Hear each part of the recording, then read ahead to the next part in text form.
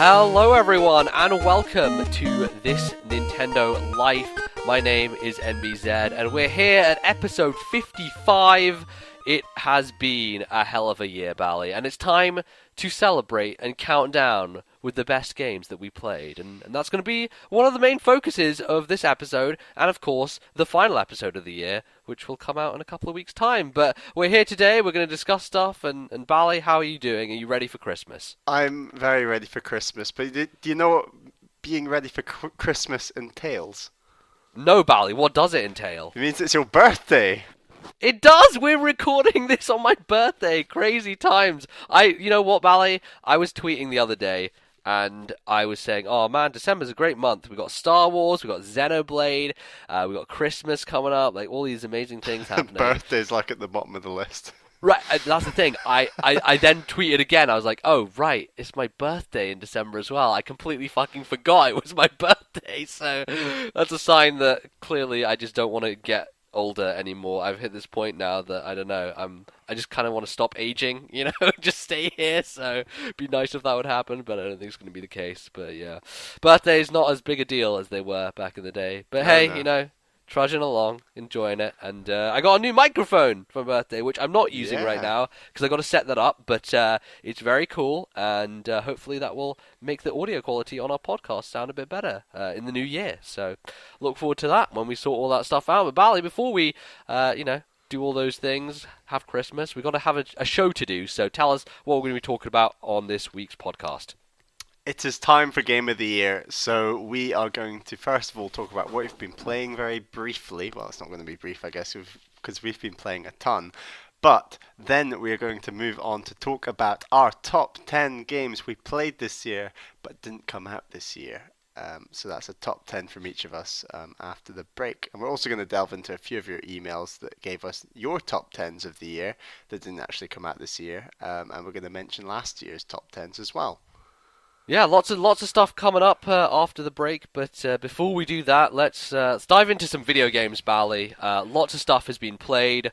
What do you want to kick it off with? I'm going to kick it off with a puzzle game. Wonderful. And that puzzle game is The Swapper. Yes. You recommended this a while ago, and it came on sale, I want to say, a couple of months ago, a month and a half ago or so. And I picked it up, and I raced through it in about 7 hours in the space of a few days, and I thoroughly enjoyed it. Like, it is... I need to play more puzzle games is the answer, really. I think. Yeah. So what's the setup for the Swapper for people who don't know what the game's all about? So it's all about swapping and cloning. So swapping means that you control multiple clones.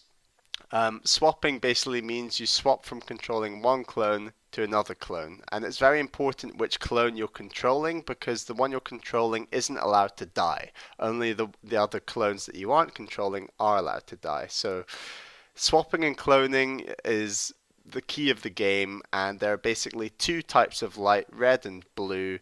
And I believe it's in the blue light you're allowed to clone. Sorry, in the red light you're allowed to clone, but you're not allowed to swap.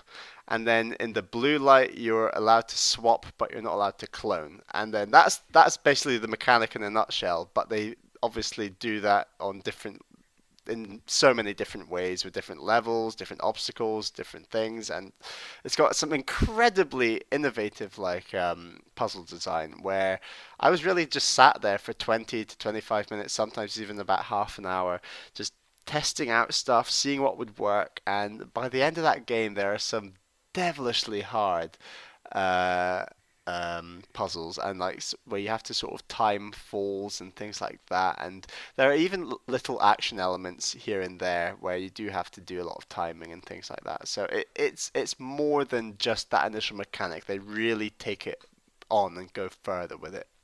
Yeah, I think one of the coolest moments for me when I played this game was when you get to the point that you have to go up this vertical shaft, and you're like, how do I do that? And the key is that when you, I think it's when you swap or when you clone, it slows down time, and so you can basically, so you can clone a guy in midair and then swap to him, and then instantly switch to cloning again, and it's slowed time down enough that you can repeat the process and basically just create a clone above you, swap, create a clone above you, and basically move up this vertical Yeah. shaft using that mechanic. And I thought, wow, okay, as soon as that happened, I'm like, this game is smart and it's doing some interesting things with the setup, and I'm totally into it. But I think the other interesting thing is that it's like the double cherry in Super Mario 3D World, where despite the fact that you have all these clones, they will all move at the same time as one another, right? So that's kind of the thing you have to get around, is like, how do I approach this thing while moving and not having that guy fall into a pit or not having this guy go too far? And yeah, it's a tough balance to strike, certainly. And with that whole swapping and cloning thing, it uses the L and R buttons, so it's really quite innovative. It feels quite natural to rotate between the two. And I should say that the whole game is almost set in this really eerie, almost very Metroid-esque style world where you're basically on like a planet or a space station or a bit of both. I think It certainly captures that feel of isolation that Metroid goes for. exactly. And on top of that, it's actually a Metroidvania game in terms of map design, where it's all linked in one large world, but you're just going into different rooms that have the different puzzles, that then when you complete the puzzles you collect orbs, and then you collect a certain number of orbs to open gates. And it feels that, I feel, adds to the flow of the game quite a lot. It's not like a game like, I don't know, Box Boy or Mario vs. Donkey Kong, where it's clearly split into defined levels. I mean, yes, there are defined puzzles, but you access them through different corridors in sort of a Metroidvania maze, which I think adds so much to the atmosphere, which is I one can't of the best remember if bits. there are any upgrades that you get. Is it? I can't remember how No. it's all like blocked off puzzle doors wise. Um, yeah, it's basically you don't have the right number of orbs, therefore you can't go through. Right? which, Yeah, which yeah. is It's more of kind of an artificial gating. Yeah, Which, so it's yeah. definitely artificial gates, but that's fair enough. And there's even some like action elements where you're using the swapper ability to propel yourself through open space. Like you go outside at points. Do you remember those? Yes. Yeah. So yeah, those are really weird. They don't really fit in the game. I feel. I mean, they're a nice mix up, but I don't know. They're a bit strange. I feel like they're there for more world building and atmosphere and kind of Yeah. like giving you more of a sense of place than anything else. And it's a unique way to like twist the usual function of the swapping device. So certainly cool. Hmm. So I have, like I said, high praise for this game. Did it in about 7 hours. I think it only cost me about £4, I want to say, while it was on sale on the eShop. So I'd highly recommend checking it out. And then yeah, that's the Swapper. So Sweet. the next game I was playing is also on the eShop, and that is Fast Racing Neo. You picked this one up as well, MBZ. I did. Uh, I'm kind of maybe surprised you and other people the fact that I am going all in on this basically F-Zero style game, which, you know, in the past I've yes. talked about how I'm not a huge fan of that stuff, but I've wanted to kind of get into playing more diverse things like this, and I think that for the price point this is pitched at, and for the proposition of like the number of tracks and the ability to play online and we can both like play against each other, I thought, you know what, might as well. You know, it's the holiday, I've got time to kill and play a lot of stuff, despite the fact that, you know, Xenoblade is this 100-hour enormous thing in front of me. I want something kind of, you know, chill on the side, and so I also picked up Fast Racing Neo. And yeah, I definitely have to say the first thing that hits you is how incredible this game looks. It just looks glorious, and that's the most amazing thing, is that I've actually seen the game credits already, because I've completed the first batch of Grand Prix, and Hmm. there's literally about 5 people that work on this game, and it's Yeah, no, really Shinnen is not a weird. huge studio. They're an indie developer, and they don't have a lot of people working for them. And it is very impressive that this game looks as good as it does. Now, I'm not going to go ahead and say it's the best looking game on Wii U. Like, it has, obviously, the resolution isn't that high, but the thing that kicks it in the nuts is the frame rate. Like, it Mm, runs smooth as fucking butter, and with a game like this that is all about speed and all about just giving you that sense of that rush, you know, it nails it. Absolutely nails it. Um, I really do think it's such an incredible feat from those guys. And like I said, in the credits, they'll say like art designer, this name, I've forgotten the name. That's really bad of me, but art designer, and then music, and then it'll just say like the same name, and they like repeat names over different areas, which is quite funny. Um, I think that handling wise, it actually feels quite different to F-Zero, I would say. I think that, I mean, it's the same controls. You've got your sort of leans as well as your steering, and obviously accelerator and brake. And I feel like the leaning doesn't, especially compared to a game like F-Zero GX, I feel like the majority of especially the lighter weight cars in F-Zero GX, the leaning was far more rigid. It would throw you around a lot more, and I feel in this game it's far more subtle.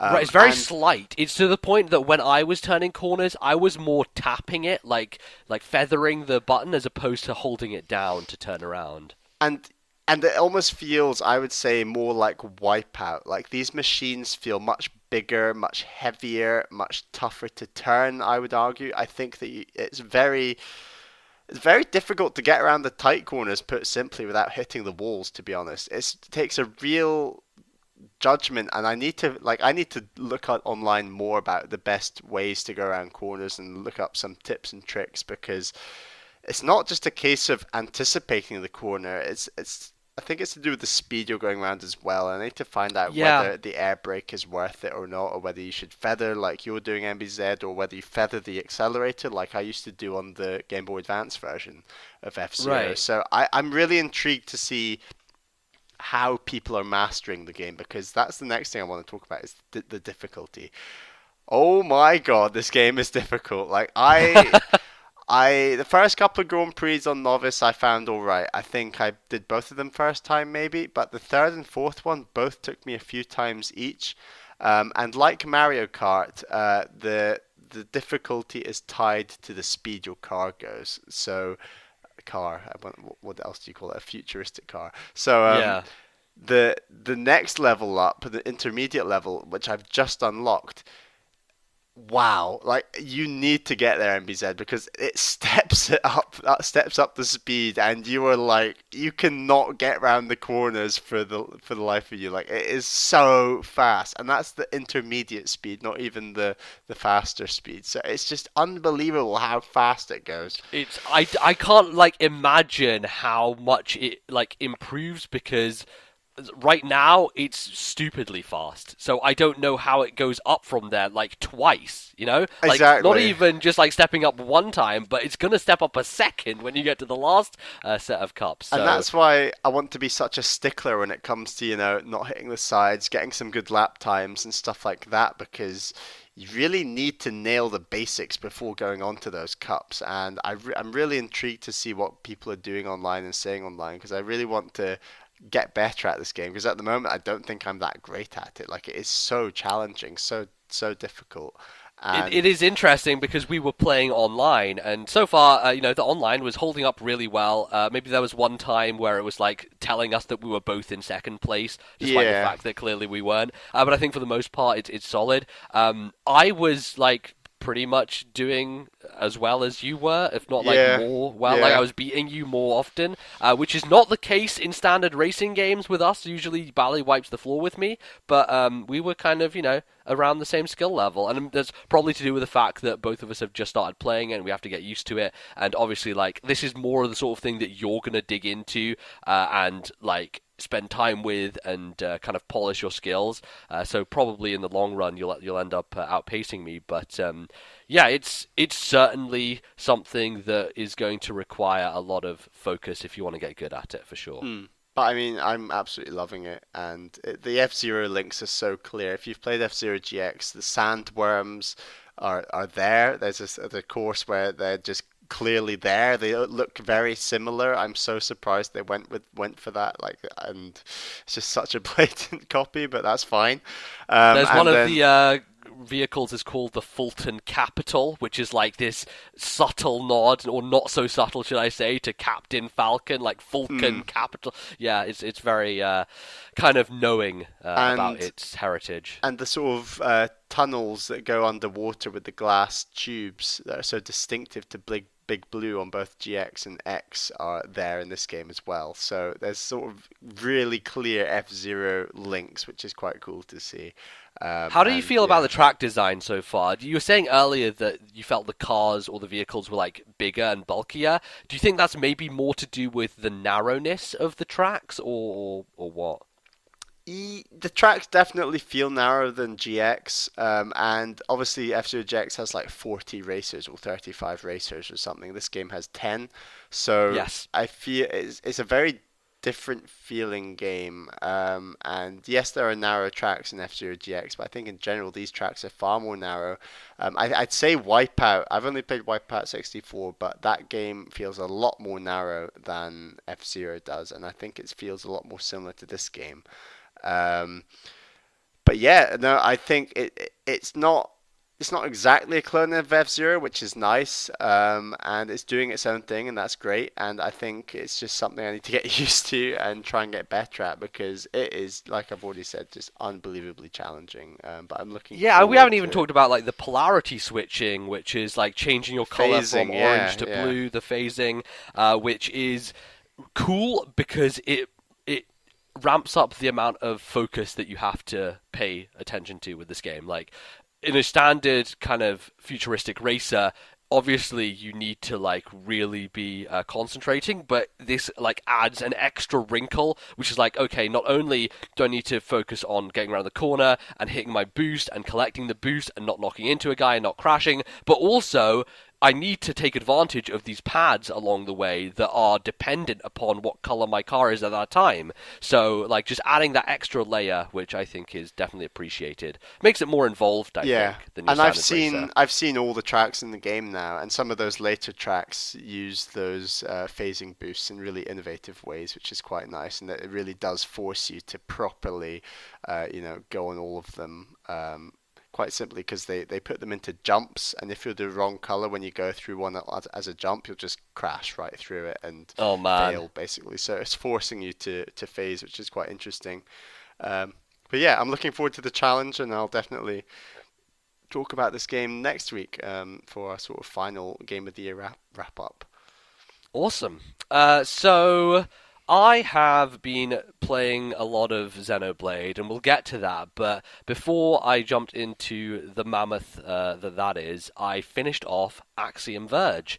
I really enjoyed that game. I thought it was fantastic, and a lot of cool things at the end. A lot of tough boss fights. One which, funnily enough, Bally spoiled for me because when he posted the tweet for last episode, he picked a picture of Axiom Verge that showed like the second final boss, and I was like, oh, okay, well, I guess I'm gonna fight that soon. So that was Whatever. a little bit annoying, but it doesn't matter. It's not like that sort of game can be spoiled on anything other than aesthetics and what things look like, because frankly I didn't like the story that much. It was fine. It had like some interesting twists to it, especially the ending, and I kind of see where it was going, but for me, like, I just kind of a buttoned my way through a lot of that stuff, and for you obviously blasphemous, Bally, because you have That to is read everything, blasphemous. Yeah.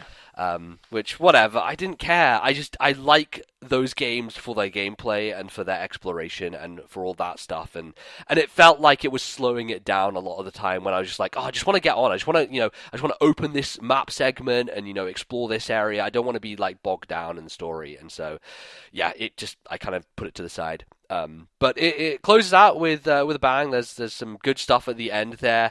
I certainly think that one of my criticisms of the game is I'm not a fan of a lot of the collectibles.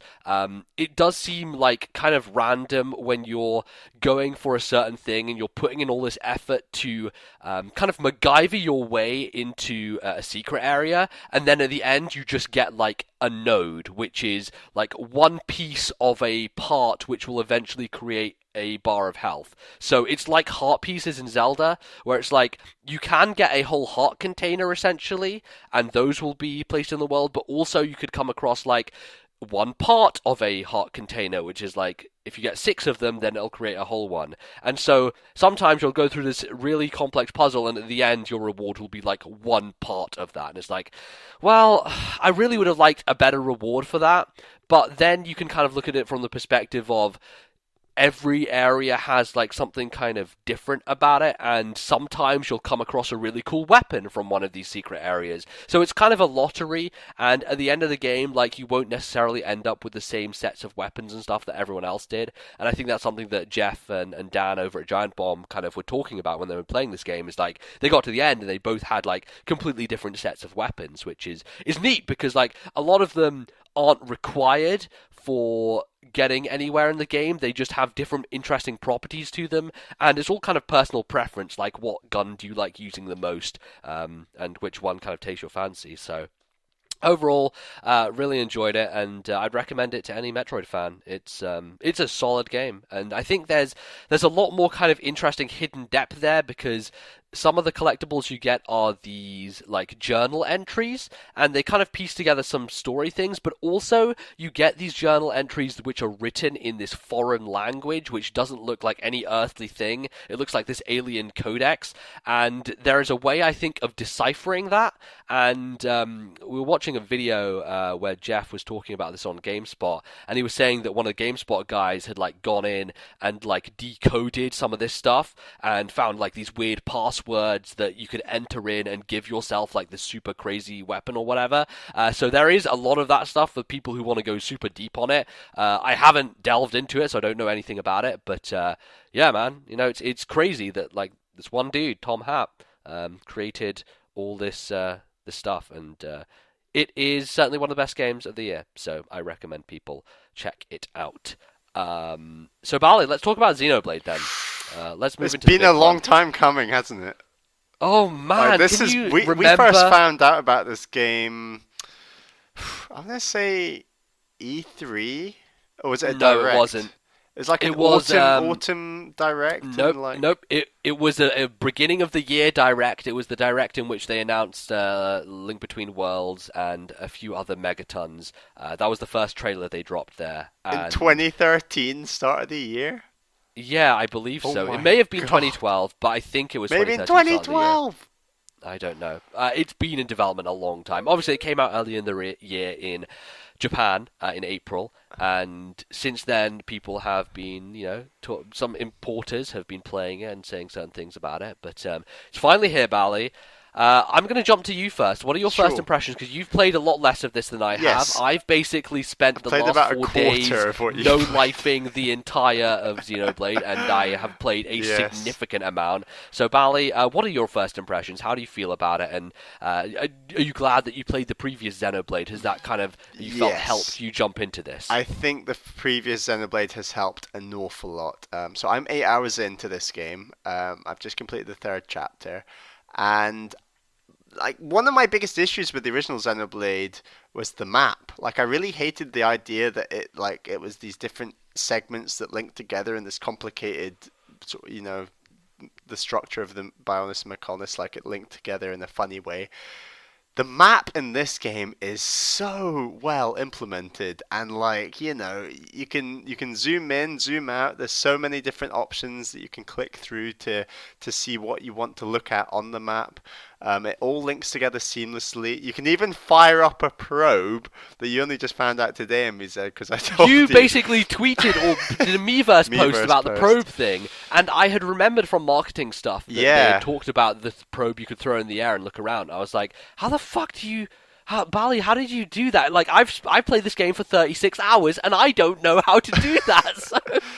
Oh, So yeah, God. no, it's a funny button combination when you're outside of battles, and yeah, it's weird, but I just love the emphasis on exploration and the map and world discovery that this game has. And then on top of that, it mixes that with an absolutely incredible world. Now, I'm only in the first continent, which is Primordia. That's where I've spent all my 8 hours, and it is just gorgeous. It is so fun to just run around, explore, see what's going on, like fight enemies, do side quests and things. And that's the other thing, is like the side quests are just so well implemented in my view. I know you've got some things to say about that, but so far It's definitely tougher than the original Xenoblade in terms of holding your hand because they don't hold your hand anywhere. They barely tell you what to do, where and when, and how to do it. And that is aided by the fact that there's quite a good in-game manual that you can click to, and you will have to do a lot of reading. I've definitely done at least half an hour's reading of just that manual just to like pick up some knowledge. And there are plenty of stuff that's different from the original Xenoblade, even in terms of the battle structure and arts and things Yeah. like that. But in general, I'm loving it so far. They really don't tell you a lot in this game. It is kind of mind-boggling with a game that is as complex and dense and deep as Xenoblade Chronicles X that after like maybe a chapter or something, it'll bring up a splash screen saying, "Hey, there's this element. You can like do this thing," and it won't go in any depth at all. It'll be this one kind of splash screen, and then it's it'll just leave you and be. it's like a splash screen that has nothing to do with weapons or battle systems or leveling up in any way. It's always something random and alternative that isn't always necessarily that important. Right, it's not relevant to what you're doing at the time, and I Exactly. think random is a word that I could use to describe a lot of this game. We'll get into that later. But I think first thing I want to say, which is super positive, is the world exploration feels fantastic because of the tools they give you to move around. In the last game, you had the ability to jump, but really it was like this piddly little fucking like, I just popped off the air like for like 3 seconds and couldn't even go anywhere. Like you could hardly even jump over fences in the original Xenoblade with that jump. The jump in this game feels fucking awesome. Like you are just holding in the stick or you click it in to start running and you just run across Primordia and just tap that shoulder button consistently to just jump and leap and just make your way across the plains. How have you felt like moving around so far, Bally? I think the controls for moving around are really nice. The jumping, there's an auto run which is really cool. Yeah. Did you know about that one? I did. Okay, No, I have cool. used it multiple times. And the nice thing actually about that is you can kind of go and set the auto run, like if you're swimming across a big part of water, and then just do a bit of micromanagement on the map and like check out like what areas you need to go to next. The fact that you don't have to pause and you can have the map constantly there available to like fast travel and to look at different hexes and see different areas is nice. And you can also like just pull up the start menu and you'll keep moving at the same time. So lots of very kind of seamless stuff in terms of melding the menus and the gameplay, I think. Yeah, and there's no loading screens pretty much. There's obviously a loading screen to fast travel. I would say my loading screen for fast traveling was almost non-existent when I tried it for the first time today.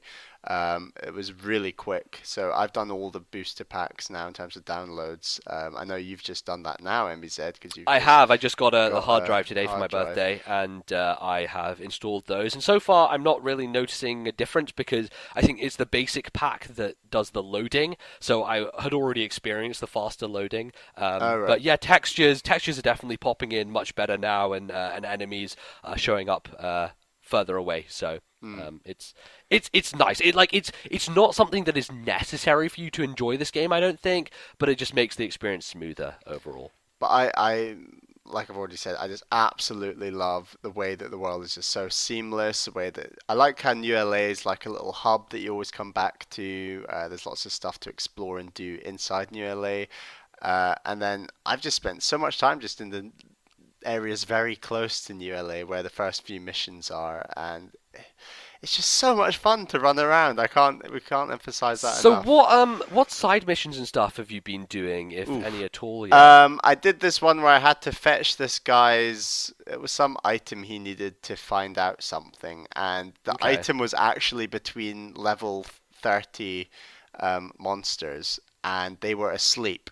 And every time I would try to get to the item, they'd wake up, and Ah, I'd be like, oh, what am I doing? And then I'd keep retrying it, and then what turned out, I just had to go from behind them and then just walk straight up the middle, right through between the middle of them for some reason. It was really strange. So I grabbed the item and then ran, and yeah, I did it. yeah, I think a lot of this game is really interesting in the fact that You are free to go anywhere you want from the beginning. Like, if you are persistent enough, you can get all the way to Caldros, which is the last continent, if you want to. Like, the game doesn't stop you. It doesn't put any artificial barriers in your way. You can just fucking go and do it. But the problem you come up against is you'll find yourself in deep with monsters that are like level 90 and will instantly spot you and kill you right there and then. And if you die and you don't have a fast travel point anywhere close, you'll be sent all the way back to your last one. So the fun thing about Xenoblade, especially like at lower levels, I found was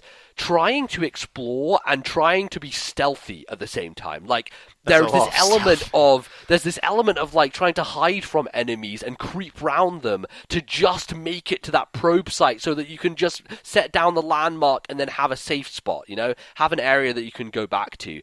And that is what I found the most fun doing so far. Is like the first continent I went to after Primordia is Oblivia, and that's like a big deserty area, and I wasn't even like meant to go there until like much further in the story. Like, they would bring you there later on, and it's weird because the characters enter Oblivion and they're like, oh, this is crazy, but I've already spent like 10 hours wandering around the continent on my own, so a little bit disjointed there with the gameplay and the storytelling. But yeah, you're supposed to go to Noctilum first, and I just never ended up doing that. I found this other area and the game let me do it, and just that freedom of exploration is such a joy, and it really engages you in the sense of like, you want to place down probes, you want to fill out the map. And for me, as we've talked about before with the original Xenoblade, one of my favorite things was just making that map appear like on my screen so that I could unlock it. And now it's such an emphasis of the game. Yeah, it is, and it's a little bit different, and it annoyed me at first because if you wander into an area, it doesn't unlock the hexagon. The hexagon only unlocks if you place down a probe, and it will kind of shatter the probes or the hexes around it to fill them in. And that I took some getting used to, but like now that I'm into it, I feel like it's such a great system so far. Do you have any flaws with this game, MBZ? So Bally, this game is it's so hard for me to talk about without mentioning the laundry list of complaints, because I think that there are a huge number of things wrong, despite the fact that okay, so let me tell you, I've played this game for 36 hours in a space of what is about 3.5 days. Like, I have just no-lifed it, essentially, and I can't stop playing. Like, I'm drawn to it. Any spare moment, I would rather be playing this right now than recording this podcast, quite frankly. Like, it is, I love doing this, don't get me wrong, but it has that draw that Fire Emblem Awakening and Skyward Sword had on me, like, where I just can't. I'm always thinking about it all the time. Like, I have to do this, I have to do that heart to heart. I have to. Don't you mean Wind Waker? Well, yeah, Wind Waker as well is one of those that I Wind kind of, Waker. did a lot of stuff in. But the thing with Xenoblade is, like, it's so much fucking bigger than those games. Like, it is so big. seemingly endless, and as a result, I am just so caught up in it all the time. But because of that, I'm like become so used to all these systems, and a lot of them, when they started introducing, I was like, what the fuck? Why is it this way? And why have they made this choice? And what's going on with all this stuff? So, first of all, I don't think the game made a great first impression. It runs at 30 frames a second, which I understand why, because obviously the Wii U isn't powerful enough to run this huge open world at 60. It's just, having come off a year of playing games on PC that run at 60 and are fully open, like Metal Gear Solid 5 and The Witcher 3, both look incredible. It just, like, somewhat takes away from that visual fidelity. It's not a game breaker for me, but I've really just, I'm so used to 60 frames a second, and usually Nintendo games run at that frame rate. Unfortunately, this game can't. It's too big to do that, which is a shame. And I really hope that maybe in the future there is like an NX remake of some kind that allows it to run at a full 60. But until that time comes, I'm fine with it at the moment. But it starts out in the rain and it doesn't look that great. And I was playing on my other TV, which has a bit of input lag, so it didn't feel good to move around. I was just like, it was a bad first impression. And I think the first few hours are slow. It takes a lot of time to get going. it doesn't start with a bang like the original Xenoblade. There's no Battle of Sword Valley. There's no kind of setup about this really weird world. I mean, it's all about crash landing and finding and colonizing the planet. So, as you were kind of saying to me earlier on, is about why you think it's so slow and everything, is like there's not really any big bad when you start out. Like it's just like you are on this planet, you got to colonize it, you got to find out what's going on and make a home there. And so I think like as JRPGs go, it's probably pretty formulaic for a lot of them to like start off this slow, but it does kind of stop you and make you think like, I don't know, am I really enjoying this? Because there's not many story elements at the start and it doesn't really tell you that much interesting stuff. So I certainly think that is a bit of a barrier for some people. Obviously I got over it quite quickly because I was just blitzing my way through and playing so much of it, but there are so many tiny things that annoy me. The text is my God. minuscule. It is minuscule. I'm sitting so close to my TV. My TV that I'm playing on right now is like, I don't know, 30 inches maybe? And I am maybe about 3 feet away from it. Like, I am almost right up with my face in the screen, and I'm still like almost struggling to read stuff. I know that was something that you were complaining about. I mean, I normally play my games, my Wii U. But I'm basically lying on my bed, and my TV's at the end of my bed. My TV's, I don't know, 23, 26 inches. And I just couldn't see it. I just could not see it. I have to get my like armchair thing, move it right up to my screen, and just play like about 2 feet away from my screen to see it properly. And that's a bit frustrating, but I guess it's quite nice at the same time to sit so close to the screen because the world looks so amazing. And maybe it's a strange way of them wanting you to play it in that way, so that you enhances your visual experience. Although that's the thing, I think that the world looks better if you sit back a bit and kind of try and take in the expanse, like if I'm sitting too close. And that's why you should zoom out the camera. Right, exactly. That's the thing that I didn't discover until like 25 hours in when I got my Scowl, and I was like, oh my god, how have I been playing this game? Bally, the game fucking tells you shit. It tells you nothing.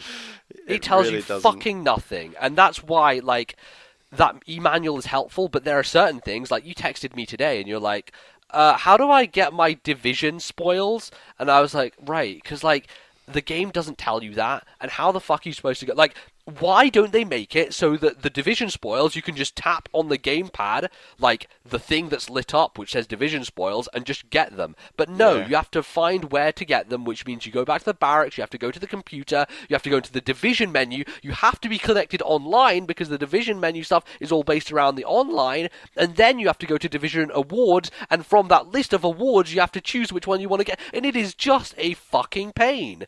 But the game is so dense and complex that it kind of necessitates things like that, and you just kind of have to take it as it is. I would love it if they streamlined it, but I feel like they kind of like want to build this world as more of a real thing, and that's why things like changing your party members become such a fucking pain in the arse, because in other RPGs, like Chrono Trigger does this, and the original Xenoblade, if you want to change your characters out, you just go to the menu and you just switch them, right? Simple as that. If you want to change characters in this game, you have to find out where they hang out in New LA, you have to check your hex on the map, you have to go there, you have to bring them into your team, but once you've brought them into your team, the hex on the map gets filled in with, I can't remember what it's like, have you got any of these yet? It's like a yellow thing, like it looks like a bullet and it has a star on it, and it indicates that hex is completed, that you've finished a task in it. Right. So, no, I've not. Inside New LA? Yeah, like that happens out in Primordia and in the other continents as well. But the way this game is built, and I'm realizing it now, is like every single hex in the game can be completed. So there is something tied to every single one, whether it be a heart-to-heart, or an affinity mission, or a standard mission, or a character hangout location. Everywhere has something associated with it that you can complete within that individual hexagon. And the problem is that when you recruit a character, that hexagon for them gets completed. And so when you want to go back and recruit them again, you're like, okay, where did they hang out?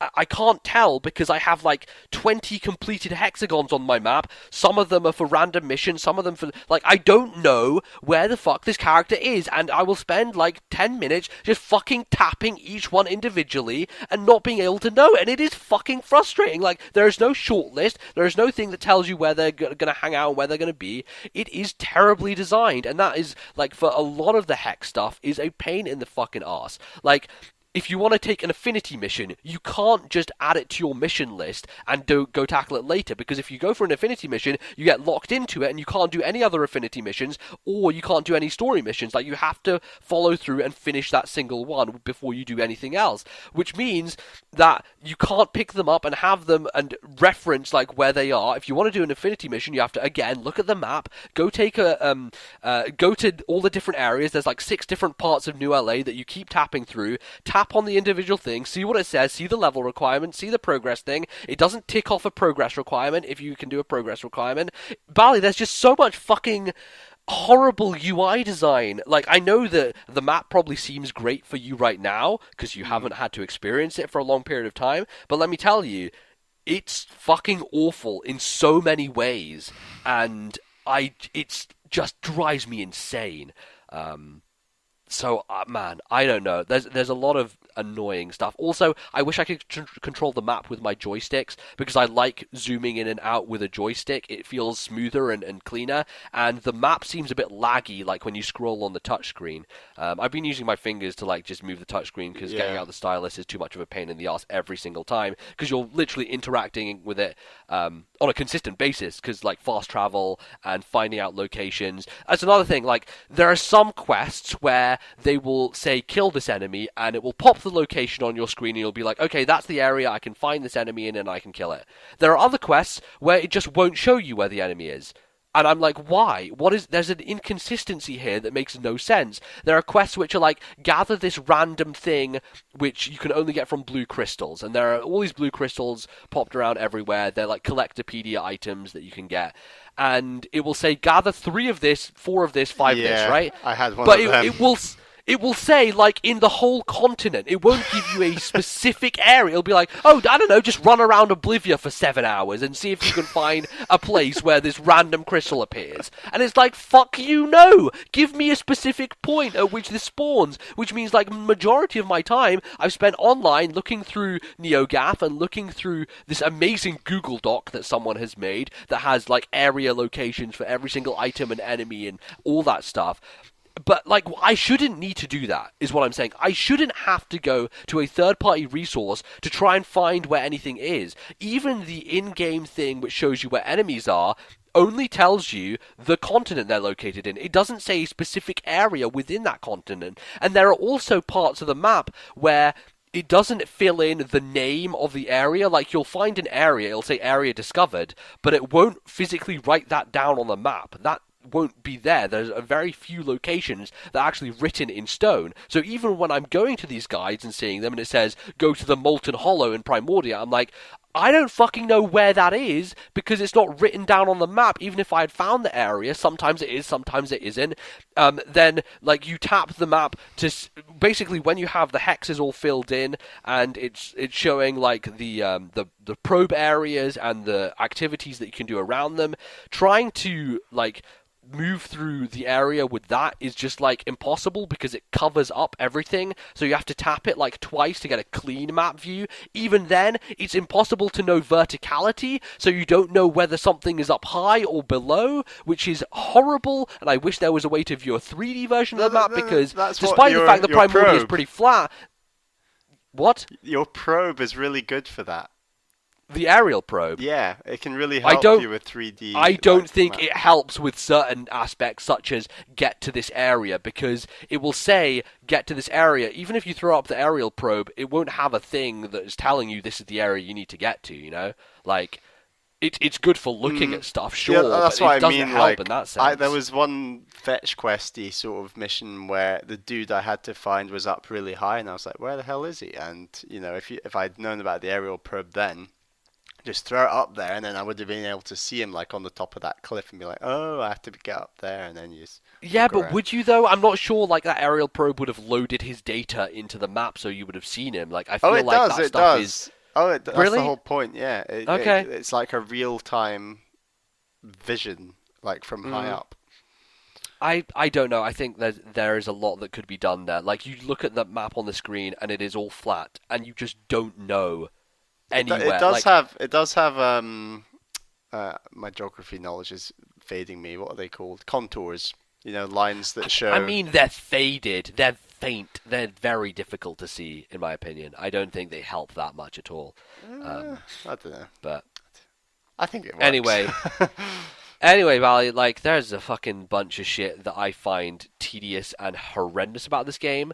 At the same time, I can't fucking stop playing it. And, like, having gotten a Skell now and just exploring the world in that and being able to jump, like, it adds this weird platforming element to the game where I'm, like, kind of MacGyvering my way up a mountain, like, standing on bits of terrain that I probably shouldn't be able to, but I'm going to kind of fudge my way through it anyway.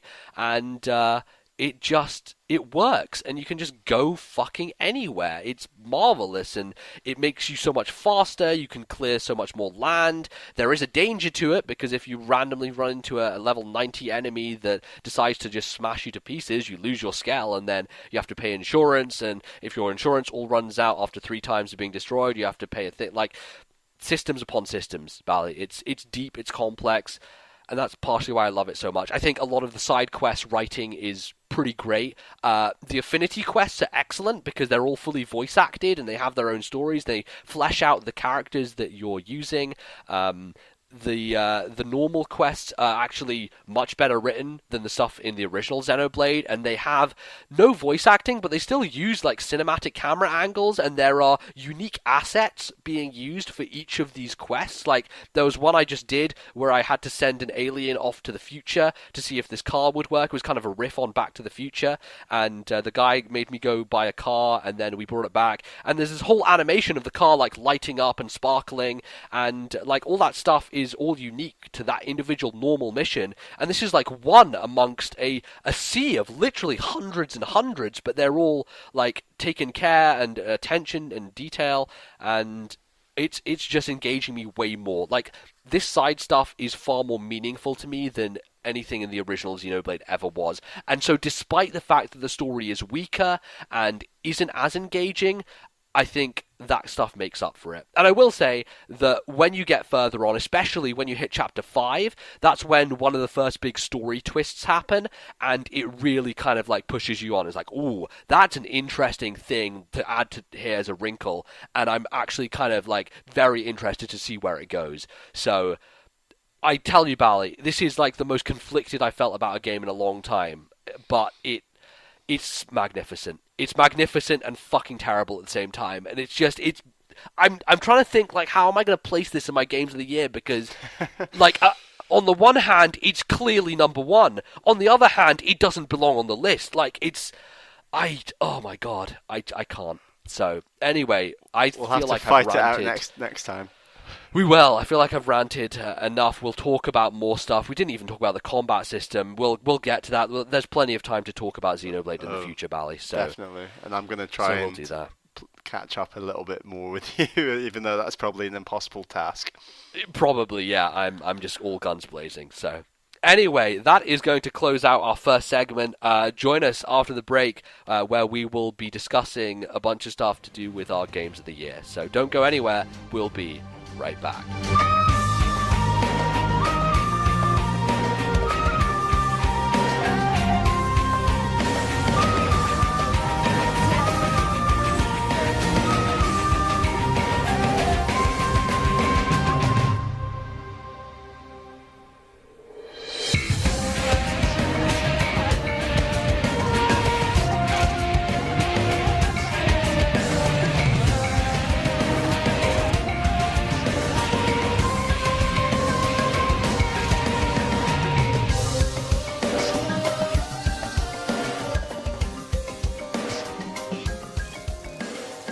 Alright everyone, welcome back to the second half of the show, and it's going to be a pretty long half, I imagine, Bally, because here we are finally at the end of 2015 to discuss our favourite games that didn't actually come out this year.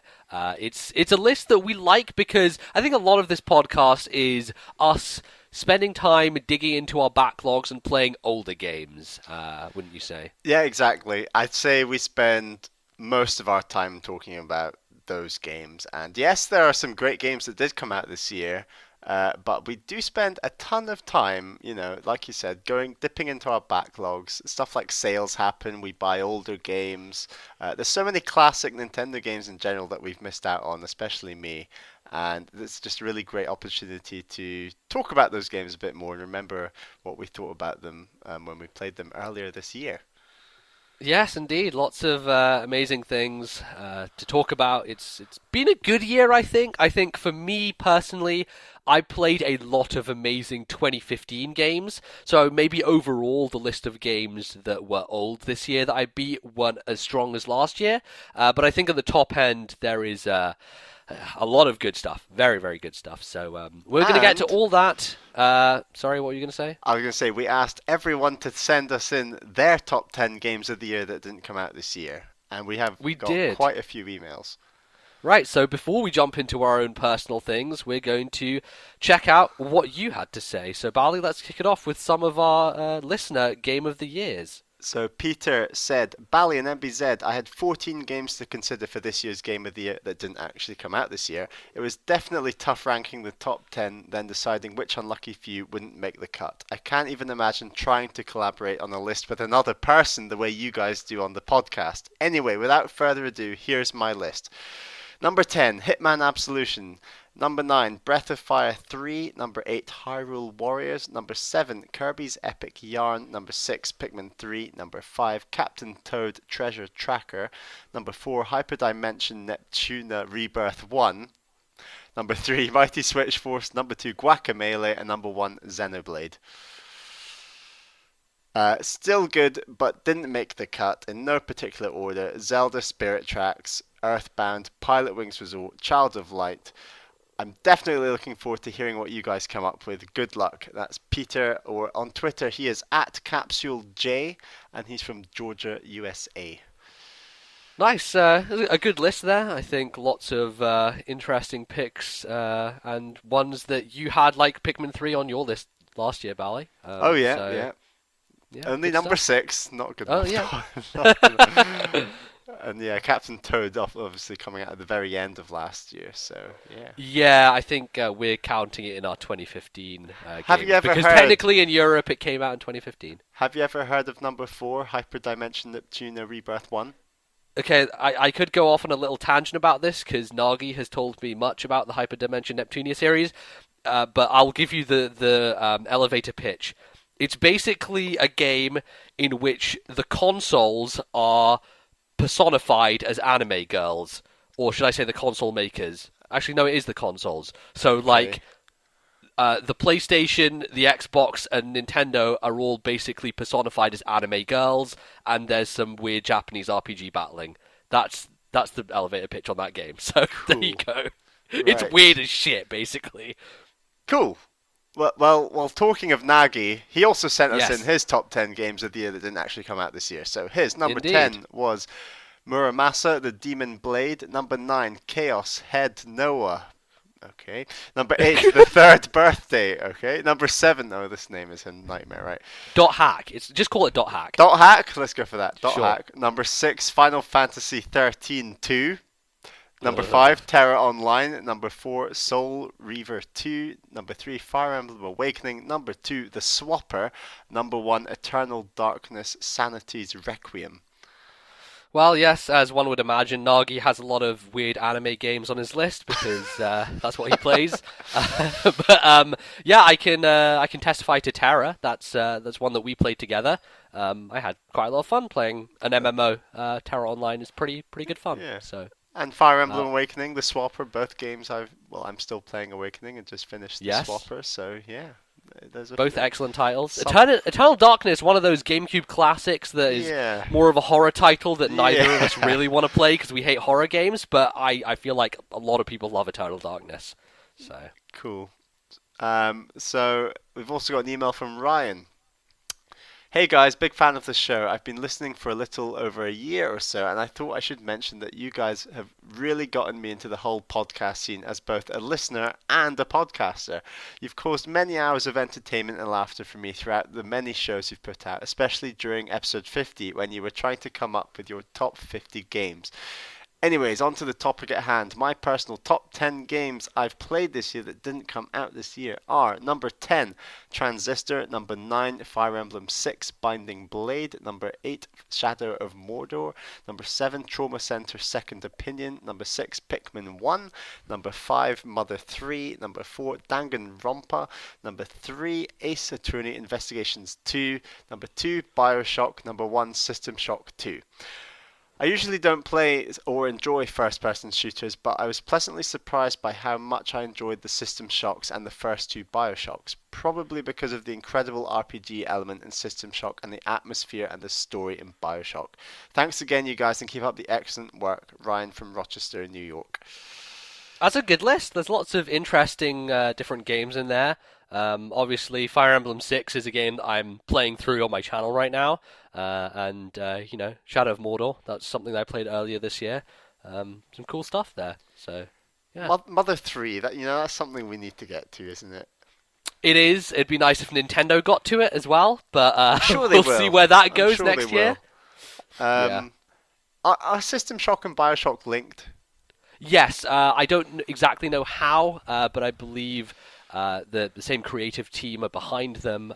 System Shock are the older games, and Bioshock came out like around 360 generation. But I don't know too much about the link between the two. But cool. Yes. Our next email is from Tho. Here is my list of top 10 games I played this year that didn't come out this year, plus a short comment on each game. Number 10 is Golden Sun.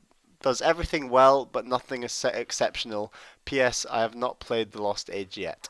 Number 9, The Stanley Parable, a really unique game. Number 8, Fire Emblem Awakening, great and deep tactical combat system. Number 7, Shin Megami Tensei 4, same as Nocturne, minus the atmosphere.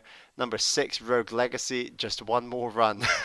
Number 5... sums up that game perfectly. Yes, I know. Number 5, Super Meat Boy, amazing platformer with tight controls.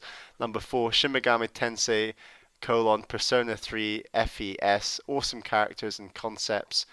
Number 3, Xenoblade Chronicles, the best video game story I have ever played in a while.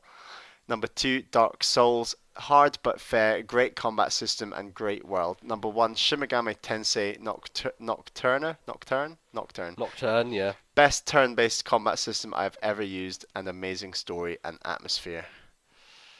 Alright, a lot of JRPGs in there, a lot of Shin Megami Tensei representation, it seems. But also some cool 2D platforming things with Rogue Legacy and Super Meat Boy. I feel like it's a pretty cool list. It's a funny one, Rogue Legacy didn't make its way to Wii U. It is. I think it would work perfectly. It has kind of the stylings of a Castlevania and the tight controls of any kind of Nintendo platformer. So it would be a perfect fit on the system. I hope it comes one day. Wii U tends to get lots of these indies, but just really, really late. So. And good to see a lot of people playing Xenoblade. Mm-hmm. So our final email is from Simon. Here's my top 10 games I played this year but didn't actually come out this year. Number 10, Need for Speed Most Wanted. Number 9, Call of Duty Ghosts. Number 8, The Walking Dead Survival Instinct. Number 7, Fire Emblem The Sacred Stones. Number 6, Tomodachi Life. Number 5, Castlevania The Adventure. Number 4, Sonic and All-Stars Racing Transformed. Number 3, Resident Evil 4.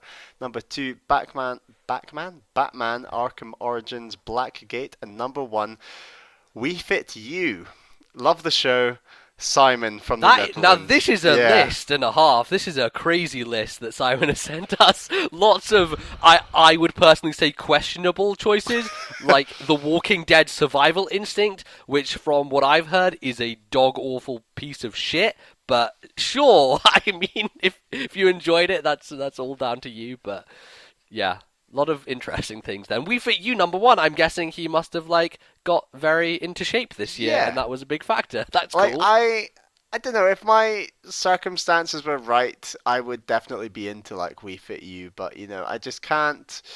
I can't really be bothered to get my balance board all the way out here, and I don't know if I'd have the time to consistently play it every day, and I don't know. Yeah, But I mean, I really did enjoy the first Wii Fit. I don't know if Wii Fit totally. U would ever make the top of my list, but yeah, thanks for your list, Simon. That's a real mix.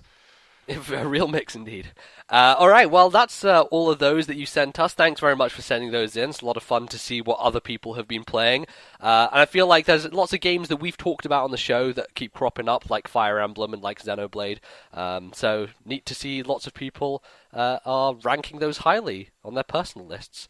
So next up, we are going to take a look back at last year and see our top 10 games that didn't come out then that made our top choices.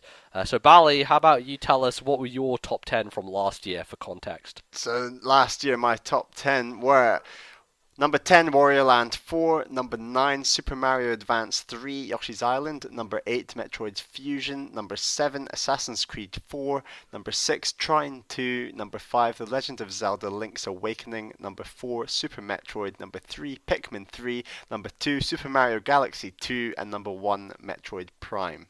Yeah, that was pretty good stuff. Lots of A lot of Metroid. A lot. Yeah, Of and a lot Metroid. of classics in there. I think like now we are getting to that point where we're playing a lot of those and they're kind of in the back burner. But yeah, it's a hot year of And stuff a that lot you of played. those made our top 50 games of all time. Yeah, a lot of them So, did yeah, totally. Um, definitely a cracking year for me. What about you, MBZ? so mine were number 10, SteamWorld Dig. Number 9 was Electronic Super Joy, which, by the way, is now out on Wii U. So if you want to play that, it was my number 9 game of last year. It's on Wii U. It's cool. It's like Super Meat Boy. Anyway, number 8, Link to the Past. Number 7, Phoenix Wright Dual Destinies. Number 6, Wario Land, The Shake Dimension. Number 5, To the Moon. Number 4 was Rogue Legacy. Number 3 was Wind Waker HD. Number 2 was Mega Man 2. And number 1 was the original Xenoblade Chronicles. That was a pretty hot list last year, I think. Lots of amazing things that I played that I really enjoyed. So that's what we had. That's what we're going on. And we're now going to move into stuff that we played this year, starting, Bally, with our least favourite games of this year. So let's give a couple of shout-outs to games that we didn't enjoy and didn't have a good time with. A couple of Mario 2D platformers at the bottom of my list. I know I didn't play most of it this year, but I finished up New Super Mario Bros. U. I've talked extensively about how much that game's not massively innovative or exciting or does anything. So, yeah, that was near the bottom. And then Super Mario Bros. Deluxe is sort of the Game Boy Color remake of the original. Super Mario Bros. Probably ages really well compared to a lot of NES games, but it just didn't jive well with me, and I don't know. Maybe I'm being harsh putting that at the bottom, but yeah, that's Maybe, but I those don't know that you played that many games that you really disliked that much this year. yeah. I mean, So. I'd put those two at the bottom, and I'd have to at this point in time mention, because those are both Mario 2D platformers, that Super Mario Maker is just head and shoulders above like every other 2D Mario I've ever played by like such a Yeah. long way. So I'm Yes. sure that's going to get a mention next week. So I'll talk more about that I'm then. sure. All right. What did you dislike, MBZ? Bally, I fucking hated Mario vs. Donkey Kong. I fucking hated You it so much. did, And you I liked decided to parts. play it because you were like, this was like one of the last Ambassador games on GBA that you hadn't finished. And I was like, I haven't played this yet. I might as well go back and give it a try. Fuck that game, Bally. It controls like utter ass. It requires you to do platforming, but gives you like the control. It like I said back at the time, it's like trying to use a spoon to eat something that you can't eat with a steak. spoon. I can't think of an analogy right now. Steak. Yeah, that's it. It was steak. Trying to eat a steak with a spoon. That's what it's fucking like, that game. I agree I think with you. it's just that, so poorly implemented in so many ways. I agree with you that it's a puzzle platformer where there's way too much emphasis on platforming, and then, like you said, it just doesn't give you the good platforming controls to enable that. And yes, the puzzle elements are quite cool, and definitely I liked that element of it. But I can agree with you that some of the platforming is just pretty horrendous. It's dog shit. Call it what it is, Bally. It's dog shit. Anyway, the other game that I want to call out is annoying as hell. Final Fantasy 13-2, which I had got like halfway through and then decided I was going to finish it this year. I love Final Fantasy 13. The original is one of my favorite games of the last generation.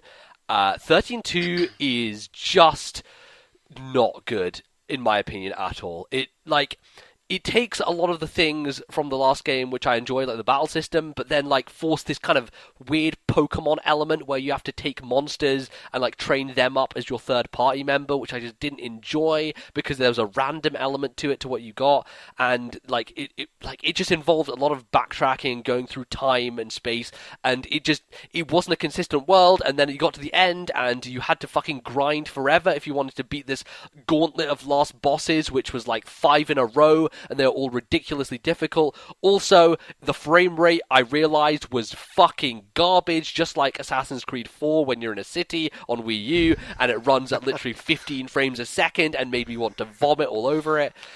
Man, like, that is the biggest come down of any sequel I have played in a long time. Final Fantasy 13-2 is not fun. I didn't enjoy it, which sucks, because that battle system is awesome, and yeah.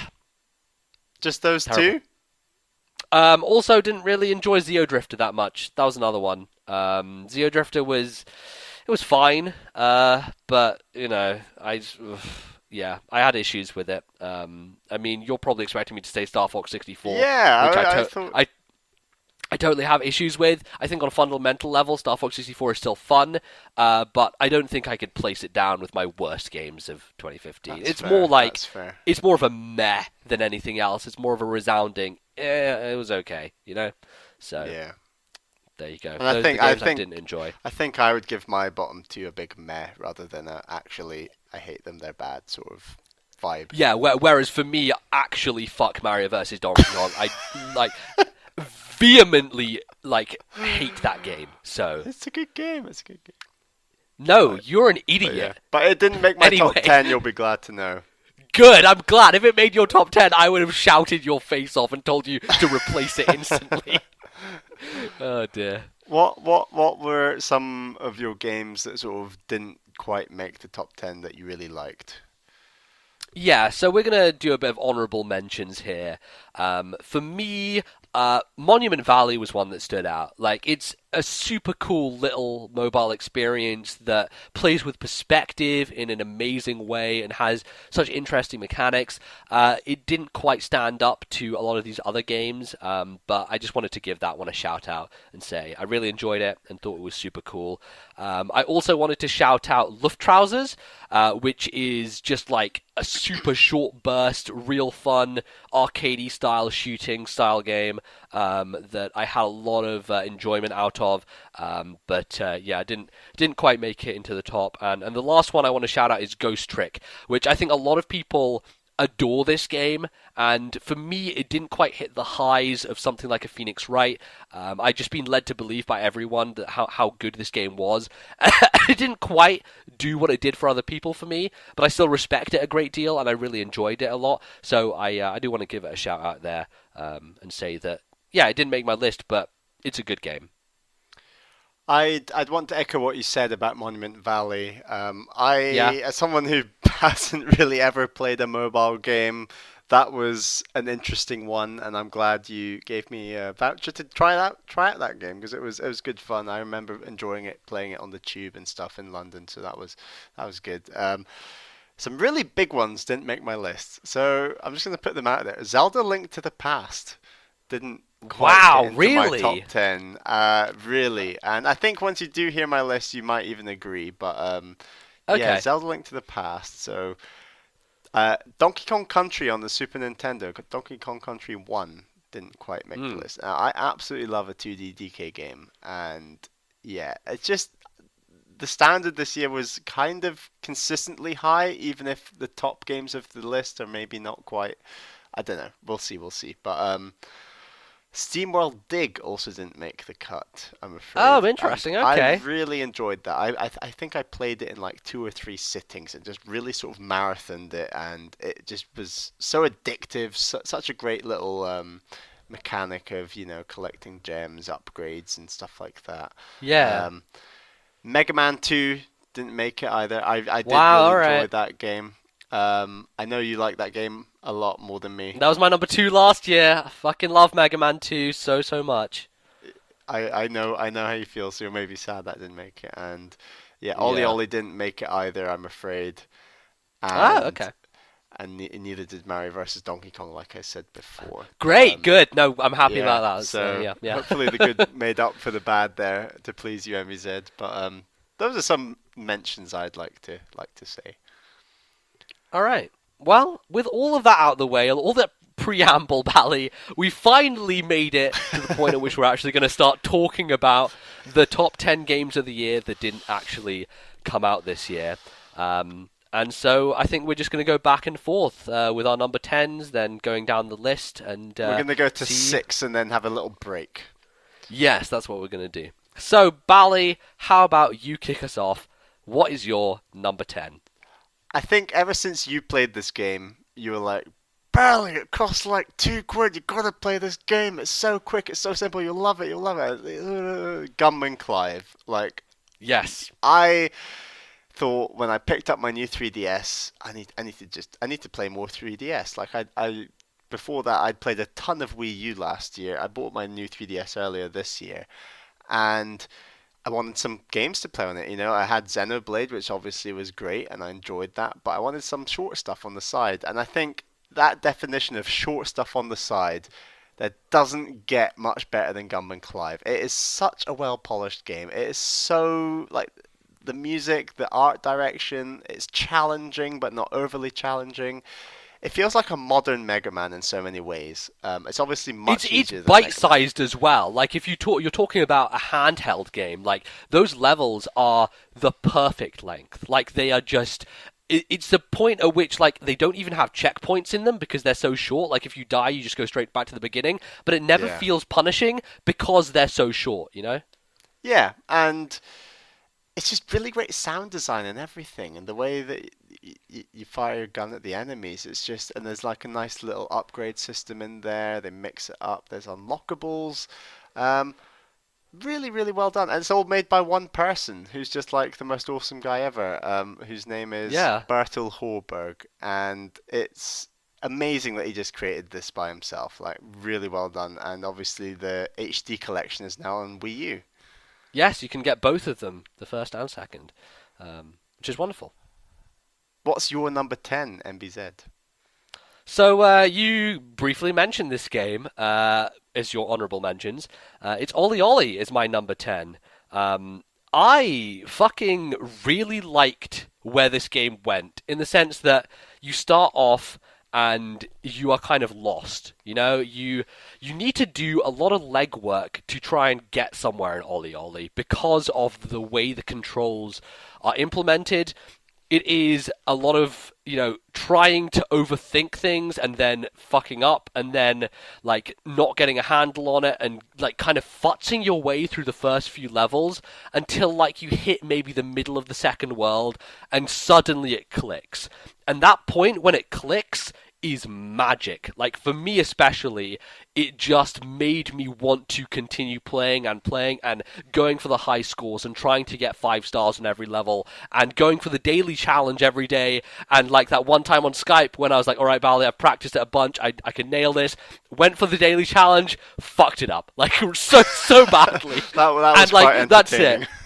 Yeah, but like Bally, you remember because we had a lot of conversations where I was just kind of sitting there. I turned off the music in the game and I was just playing it while we were talking. And you were like, "Are you playing Ollie Ollie?" I'm like, "Yeah."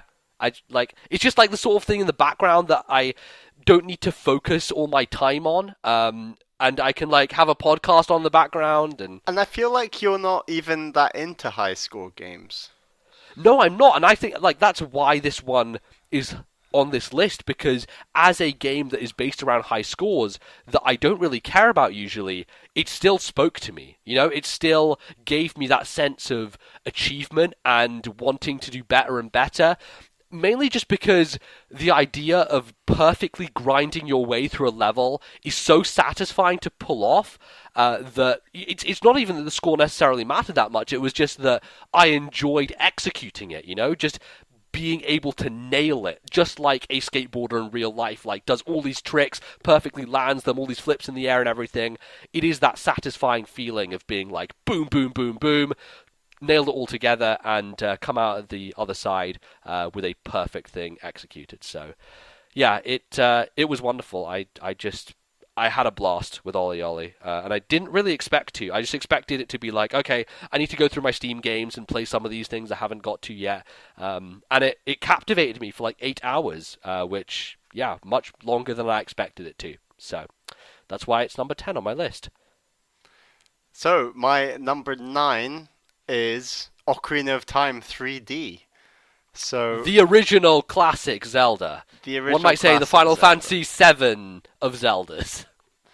I guess so, yes. And this remake is really great. It's just I've talked about it relatively recently on the show, but it's just such a joy to play, and like some really really cool dungeons. Like it might be a very very old game, but you know that dungeon design is solid, and like it does far more than just turn A Link to the Past into a three-dimensional game. I feel like they went above and beyond that sort of that task, and it really does pay off because it's amazing to think that this game is so old and it's has such great solid game design, and it's so many Zelda firsts and that kind of thing. And like, I'm not going to say it's the best Zelda 3D. Everyone knows my favorite Zelda 3D game is Wind Waker, and that's ultimately the game I would love to play the most out of any 3D Zelda, like sitting down right now. But this game deserves a lot of credit for what it does, and I think it's a really long game,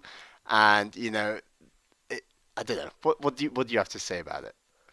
Well, Ocarina is a game I also beat this year. I'm not counting it because I literally beat the Spirit Temple and then just finished it this year. Like, as I've gone over in the past, like, it has been a labor of an extremely long period of time that has resulted in my final completion of Ocarina. But yes, there are, for me, Ocarina is just a memorable game. Like, the locations, the boss fights, like, there are so many elements of this game that are unique and things that you will take forward into the future as remembering as parts of that game. Like, for me, something like Wind Waker is less personality driven when it comes to the dungeon design and that sort of stuff, whereas Ocarina has like loads of elements that are just embedded in my brain. And I feel like you probably, I don't know if you'd feel the same way because you haven't had as much experience playing Ocarina as I have, but I do think that you certainly took a lot of time when you were going through these dungeons, like more so than other Zelda games in the past. Yeah, I really did challenge myself to, try and tackle them without a guide, and by and large I succeeded in that. But there was a lot of, headbanging against the wall, which I always enjoy in games. Yes. But it really did pay off, and it was really satisfying. I don't think that there are some fiddly bits with some certain enemies and trying to understand how to defeat them, and there are some really tough elements in general in this game. But I think by and large it's just really well designed. And I actually really like the story. As much as I hate time travel, I think they pulled it off in this game pretty well. And I love the character of Sheik and Zelda. I think that's a really cool little twist.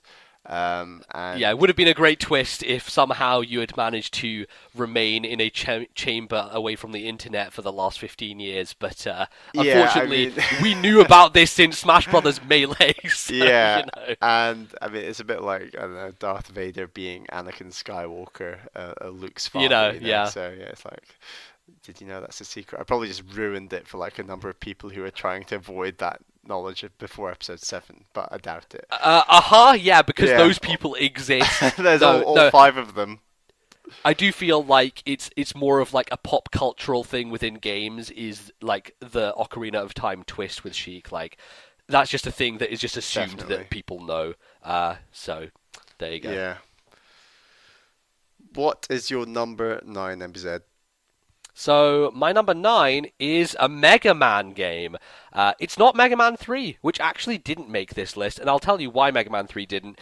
Is because the second half of that game I think is bullshit. I think it's too bullshit for a Mega Man game. I know you feel that Mega Man 2 has some elements like this. Let me tell you, Bally, don't play Mega Man 3 because you'll want to rip your fucking hair out.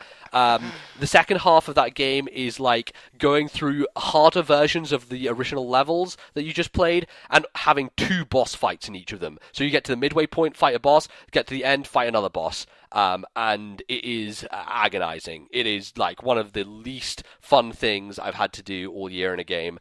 There are amazing elements of Mega Man 3, but for me, that kind of part put me off. The Mega Man game that I'm talking about, at number 9, is Mega Man X, which is the Super Nintendo version, the reimagining of Mega Man, where he gets a wall jump, where he has a charge shot, where he can slide. I think a lot of those elements were in like later original Mega Man games, but the wall jump is really the big one, where he can kind of like just go up and ascend vertically to places.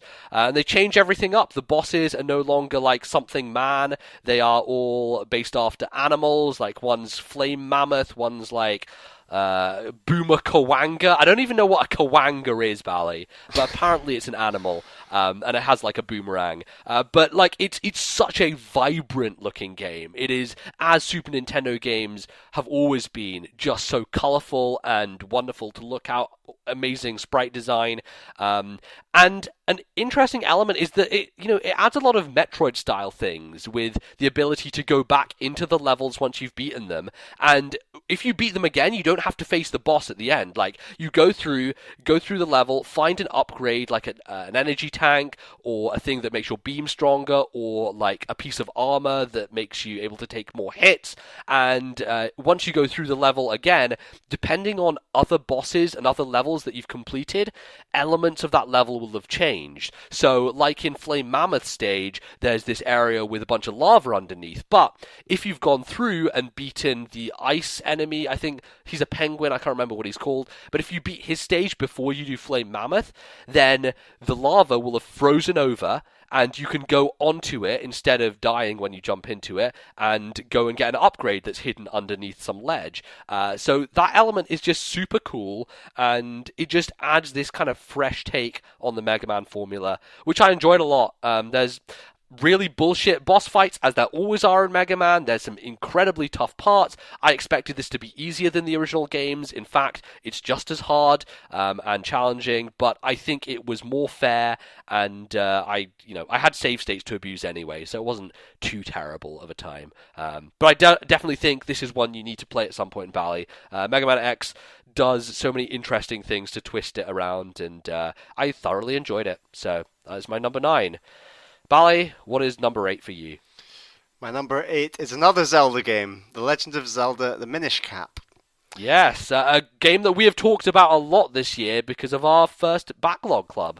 Yeah, exactly, and it was a really great time playing that game, and it was enhanced by the fact that you were playing at MEZ and others wrote into us and talked about their experiences, and that was all great fun. But I mean, the game itself, I'd played most of this game back when it came out on the GBA back in 2003, I want to say. But Yeah, I mean, around that time. this game is it's one of my favorite 2D Zeldas. I think, to be honest, only maybe Link Between Worlds outdoes it.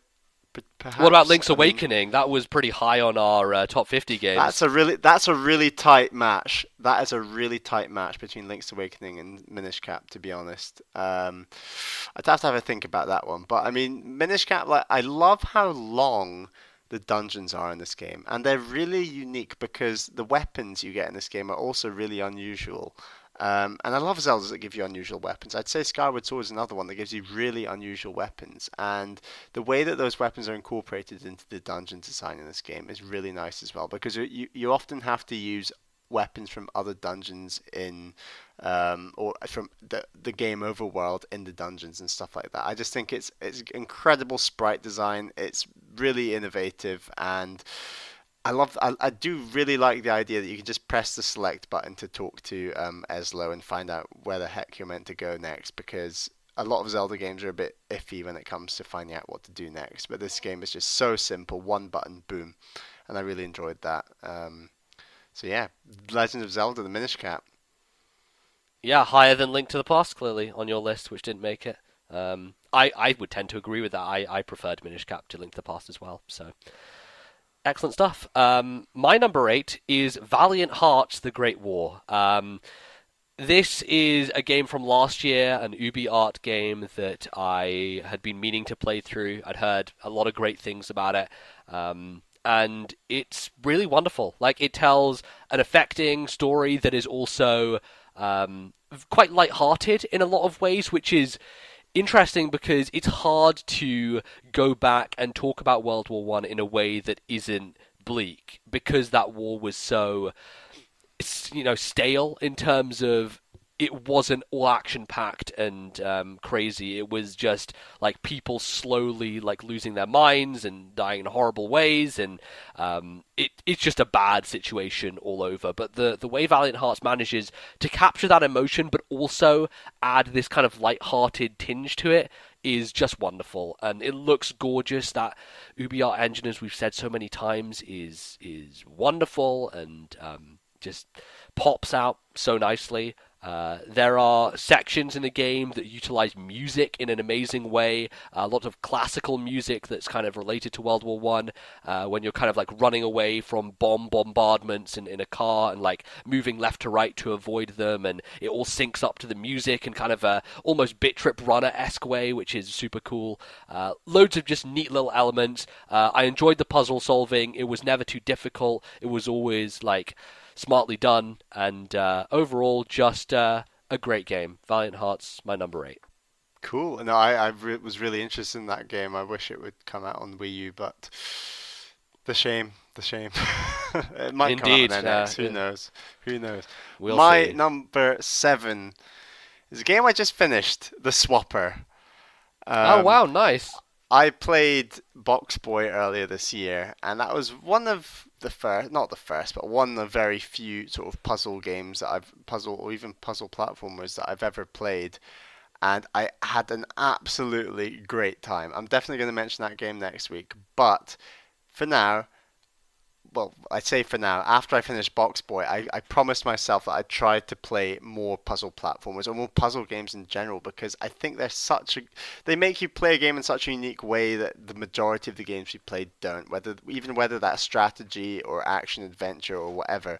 Puzzle games are very unique, and I just love the way that in the Swapper you sit down, you think, you bang your head up against a brick wall, my favorite activity in gaming, and Yep, you you can love it. really, it's so rewarding. I only used the guide 3 times to complete this game, and I'm so glad I did, because I sat there at times for 20 minutes to half an hour fiddling about with puzzles, trying to work out how to swap, how to zap my clone to wherever, and eventually figuring out like all the puzzles, and it was just so satisfying. I love how eerie the game is. I love how mysterious the story is. Like the story, it's good and rubbish at the same time. It's rubbish in the sense that you barely know Yeah. what's going on ever, but it's really good in that it keeps you wanting more in a really strange way. And even the conclusion is a bit strange, so I won't spoil it for anyone. But it's really unique, and I think I love the idea where every puzzle platformer that seems to come out, they all have their own unique mechanic, and I think the Swapper's unique mechanic is a really solid one and is implemented so well, even on like the Wii U with the gamepad, and it's even got like a Metroidvania style to it, which is so nice with sort of puzzle rooms that you go to. I absolutely love this game. The Swapper is my number 7. Okay. My number 7 is a game that you've already mentioned. It is The Legend of Zelda Minish Cap. I don't know what else I need to really say about it. Like, the problem with this is we talked about it for like an hour and a half and have That is kind of true. drilled into like the deepest, darkest crevices. So if you want to hear all those thoughts, go back and I can't remember what episode it is, but it's our backlog club on the Minish Cap. If you want to hear all my detailed thoughts, but Yeah, it is definitely one of the best Zeldas. One of the most underrated, I think, that never gets talked about. Mm, yes. And I think that the thing that we made the biggest point of is it's the 2D Zelda that feels most like a 3D one. And that's an element that I enjoyed a lot. So yeah, Minish Cap is still great. Bally, number 6. My number 6 is an indie game. It's Bit Trip Runner 2. Uh, Yeah. you bought this game near the Wii U launch, I want to say. Pretty And much. I mean, it was close to it. It didn't come out in Europe until a bit later. It was around March, I think, of the next year. But yeah, it was okay. one of the first Wii U games that I was waiting for. And this was another one that you said, pal, you got to try it. It's great fun. It's like it ramps up in difficulty very gradually, which I absolutely love about this game. Just adding in one element after another until by the end you're doing all sorts of crazy stuff. And I just it's an endless runner. What can I say? Like it's just so I say endless. It's endless runner mechanics put into levels, I guess. And it's Yes, just it's an end. It's an ending runner. an ending runner, and Yeah. it's just there's very few 2D platformers I prefer to this. And when it comes to, even though I love the graphics, I love the art style, and I love the music, when it comes to actual mechanics of a 2D platformer, there are so few games that are beating this one in my mind. It is so well implemented, and the way that the music links to the sound, to the sound, the music, to the sound, the music to the gameplay. I want to say because Yes. if you're really really good at this game, you could play it with your eyes closed, just with the music and memorizing. I'm And sure there are people out there who do like blind speed runs of this game. I'm sure it's very possible to absolutely, do that.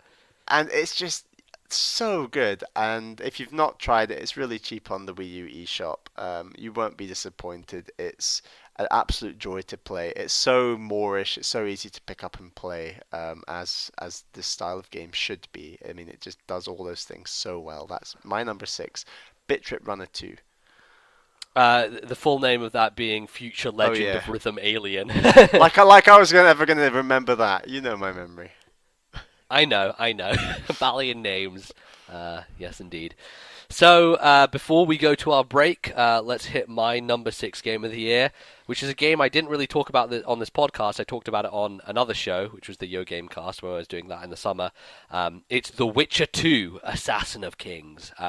So yeah, Bally, earlier this year, I got a new graphics card, and I was getting a free copy of The Witcher 3 with it.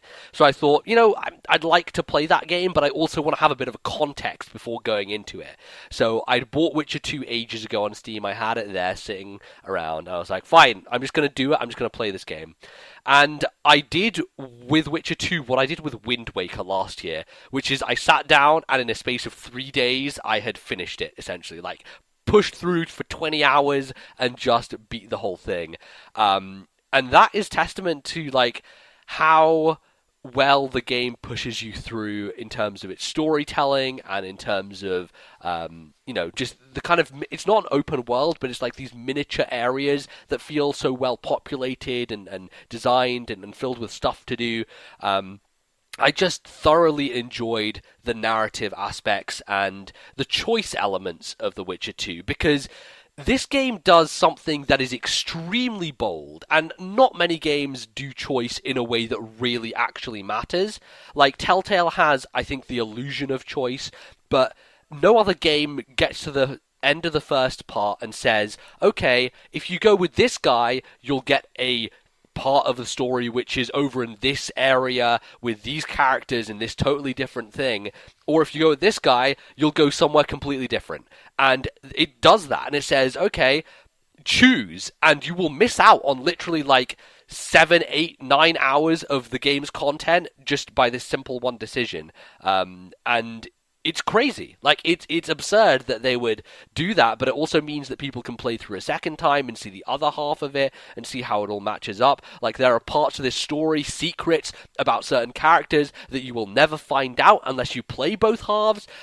It's just so interesting. It has a story which is very political, and this is probably one of those games which is the most similar, I would say, to Game of Thrones. It's certainly much more fantasy, like there's much more magic in this universe, universe than in that one, but the elements of like backstabbing and trying to get someone to ascend to power and your role in that from like a grassroots perspective is really cool. And while Witcher 3 focuses more on kind of the common person and their common struggle in, you know, the country and that kind of thing, this is much more about, you know, aristocracy and like the struggles that they have to attain power and rule and all that kind of stuff. And I just loved it.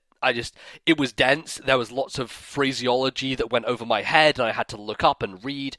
But it was thoroughly enjoyable. Janky in many elements, but still, like it's still like one of the best looking games on PC, despite how old it is. It's like from 2011, and yeah, I booted it up, and I was like, holy shit, this looks better than most games that came out this year. So, CD Projekt Red. You know, if you've played Witcher 3 this year and enjoyed it, I would recommend going back to the second game. It may be a bit of a struggle, because definitely loses a lot of elements that were improved in the sequel, but it's totally playable, and yeah, I loved it. So, that is The Witcher 2, Assassin of Kings, my number 6. Well, that is pretty much us for our first half of the games we played this year that didn't come out this year. Join us after this quick break when we'll be doing the big 5, the top 5, counting down to our number 1. So don't go anywhere. We will be right back.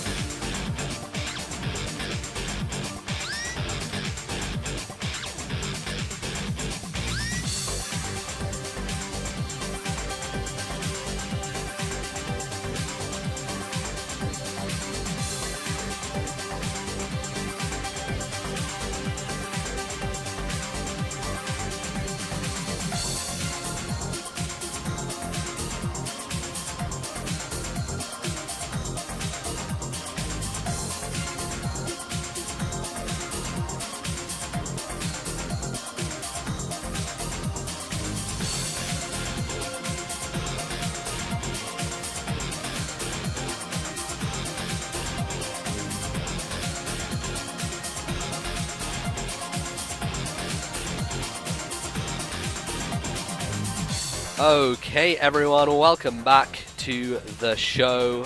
We're here with the second half of our top 10 for the 2015 year of the old games. We keep changing the way that's called all the time, but the spirit lives on, Bally. It does. Everyone knows what we're talking about. I mean, I hope so, because otherwise we've done a bad job. Anyway, Bally, it's time to count down our top 5 games. What is your number 5? My number 5 is Fire Emblem 7. Wow, high placement here. High placement. I really like Fire Emblem. Like it's like so many games, something you've nagged me to play for so long, and you know I struggled through a bit of Sacred Stones last year, I believe. You did, yeah, and kind of stopped and decided you were going to come back to it later, and then never did. Instead, went with this game, back. which has a Well, tutorial, and yeah. So you made it definitely easier for you. you said this game was better because it had the tutorial missions, and they worked a charm. Because I think the combination of that plus the save states in this game was just a godsend for me as someone who wanted to get into the mechanics more of Fire Emblem. And obviously there was a sale start of the year, I want to say. It was a Smash Brothers No, it was sale. actually the end of last year when Smash Brothers was coming out. They had every character that was associated with Smash was implemented as one of the games on the Virtual Console was given a sale. And this game actually just came out, and it was basically as soon as it launched, it was like down in price. So yeah, this game was sitting in my backlog for a very long time, and when I did get around to playing it, I really piled through it. Like I really drove on, and I remember you being quite shocked when I said that I'd actually finished it. You were a bit like, "Wow, you kind of did that in like a few weeks," which is a very short amount of time for me.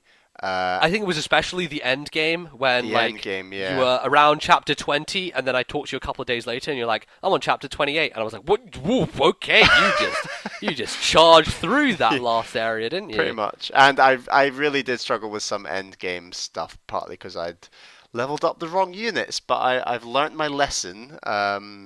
And that game has made me a Fire Emblem fan. I am enjoying Awakening, as everyone knows at the moment, playing through that. And this was the game that really got me into it. I really did understand how the mechanics actually work, and it's just a great story, great sprite design again, and really enjoyed it. Yeah, I know that you certainly are one who cares more about the narrative in games that, for me, don't have as strong a narrative. Like, I like Fire Emblem stories, but I don't find them very memorable personally. Like, I think that more of the character interactions and that sort of stuff is what I remember. So, like, in Sacred Stones, for me, there are memorable, like, villains and stuff in that game, but, like, what their aims are and what they actually end up doing is not something that impacts me. But, like, Volta is, like, one of my favorite enemies of all time. Like, just the way that he's written and the way that he looks and his smarminess, and all that stuff is what stands out to me from Fire Emblem perspective in terms of, world building and characters and everything, so... What is your number 5, MBZ? So, my number 5 is a game that was kind of on the edge last year. We had already recorded this podcast for 2014, and I was playing through Castlevania Symphony of the Night. Now, I said at the beginning of 2015, Bally, this is the year of Castlevania. This is when I was going to play a bunch of Castlevania games, and it all started with Symphony of the Night, the classic, original game that bucked the trend of old Castlevanias and went in a direction that coined the phrase of Metroidvania. This game is just sublime in so many ways, and since I played it, I've played Circle of the Moon on GBA, I've also played Harmony of Dissonance, I've not quite got to Aria of Sorrow yet, which I will probably play next year, but neither of those two games have quite stood up to the original Symphony of the Night. It is really cool, and I think that it holds up better than Super Metroid does. It controls for me much more slickly and smoothly. It has elements that I would really appreciate in a Metroid game, which are warp portals that allow you to kind of fast travel around the castle without having to run from one end to the other. And I certainly think that Symphony of the Night is much more exploration focused than even Super Metroid is. There were moments where I could go up to like the northeast of the castle, or I could go down into like the sewers in the south and find out. And it really felt that I had real choice and that I had the ability to go anywhere I wanted.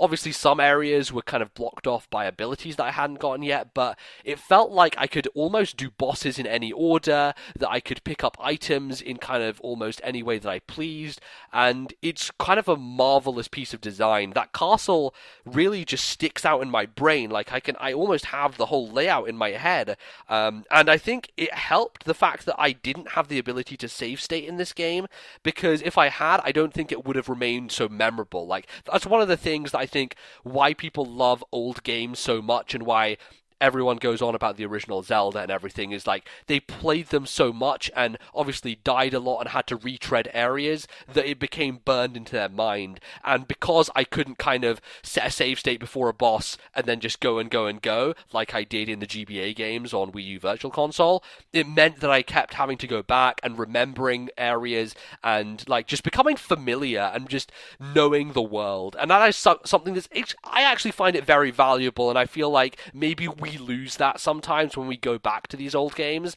Not in the sense that, like, obviously we don't want to bang our head against a wall too much, although, Bally, you probably do because you like doing that. Oh, I love it. But yeah, I do see the value. I see the value in like retreading that stuff, and it just makes Symphony of the Night so memorable to me, despite, having played it so recently. So I loved it. It was great. Good Castlevania game. And also, I should say, Year of Castlevania was proven true because they announced that Kickstarter for Igarashi's new game, Bloodstained Ritual of the Night, which I have contributed to and I'm very excited for. So when is that coming? I made the right call. That is supposed to be coming out in 2017, so it's a while off now. But Wow. it'll get here eventually. Wow. It'll get here eventually. So my number 4 is Donkey Kong Country Returns 3D. Oh, Uh, what? Really? That this high, this man? high, yeah. You know me, I absolutely love some 2D DK. You And do, but I don't know. I just feel like this was a game that I don't remember you talking that fondly about it. Like, I remember you kind of comparing it favorably to Tropical Freeze and saying that they're very similar, but like, yeah, I guess you really do like Donkey Kong a lot. I mean, that's a yeah, well-documented fact no, on this and show, like but you know, I didn't expect it to be this high, is what I'm saying. I'll stand by what I said, and Tropical Freeze is definitely a better game.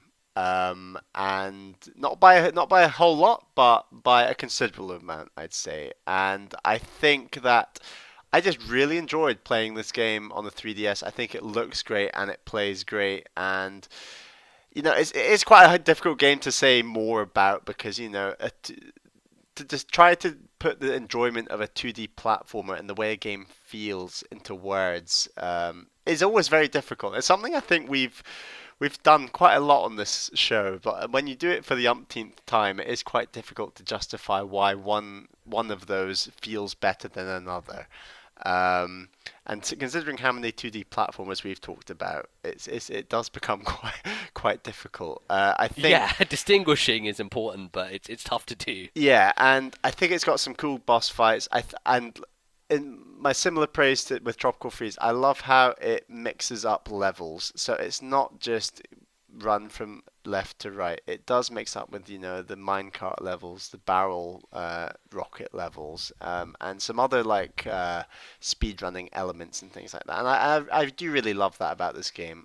This is definitely one of my favorite 2D platformers of all time. There are a few that beat it, but for now, yeah, this is my number 4, Donkey Kong Tropical Freeze, Donkey Kong Returns 3D. So my number 4 is 2013's Tomb Raider reboot.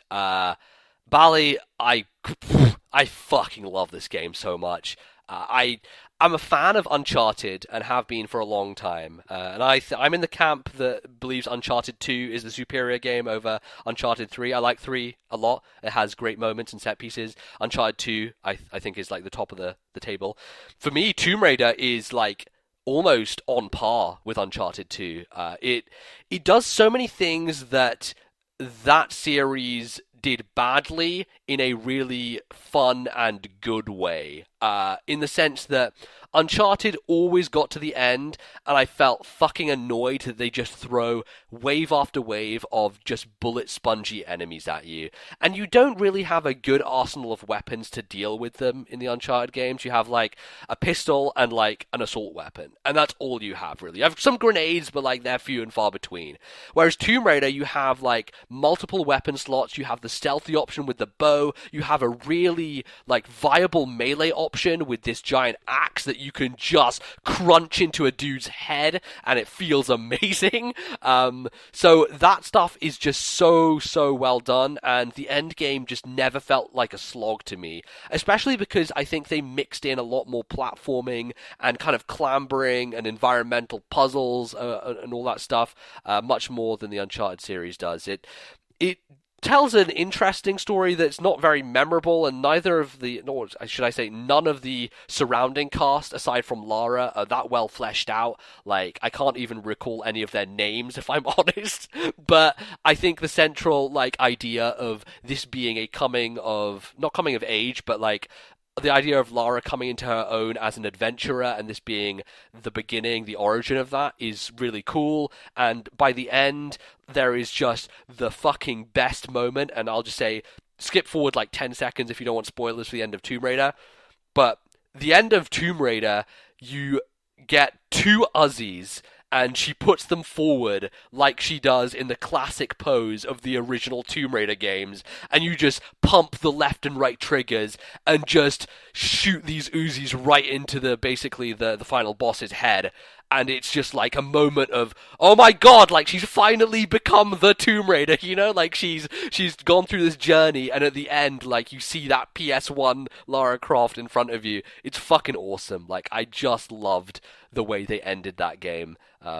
And as someone who played the old games, like specifically Tomb Raider 3, and got nowhere with them because they controlled like ass and were weird and just obtuse in so many ways, I think that this has been a way for them to draw influence from what Uncharted has done and then to go off in a little bit of a different direction and add more puzzle element. There weren't as many tombs in this game, and I know the sequel has way more of that stuff, which I'm really excited about because I think the tombs were my favorite element of this game.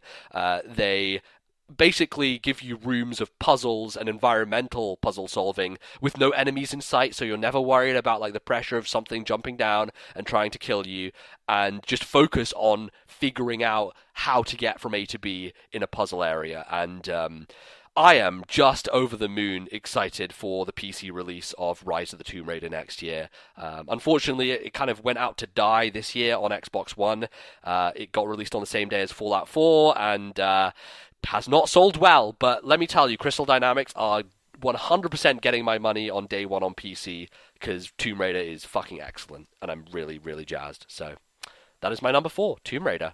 And you called her Lara, not Laura. Yay. I know, wow! How fucking hard is that, internet? Jesus Christ. I'll tell you, Bally. Pet peeve of 2015. I feel people it as calling well. Lara Laura. It does irritate me. Jesus Christ, you idiot! You like, can you read? Can you fucking read? It's a basic human skill, reading. It's a very British name, is Lara. I think It is, yes, and she is British, and Camilla Luddington does a great performance, so good on her. So my number 3, I said very few games beat out Donkey Kong Country Returns in terms of 2D platformers, but this is one of them, and that game is Rayman Legends. Oh boy! Now, I completed this game quite recently, and this was another one, MBZ, that you said you got to play Rayman, Bally. You got to play Rayman, and I said, right, I've got to play Rayman. So I played it, and it is one of my favorite 2D platformers of all time. It is right up there with Donkey Kong Tropical Freeze in my mind. I think I said that on the show when I was talking about it before, but it's... I think, Bally, I don't think there's ever a time when you don't compare a platformer to Tropical Freeze. It has to be done. I think it's like, it's your touchstone of like, is it above or below this watermark that I have set? That's how gaming works. Yeah.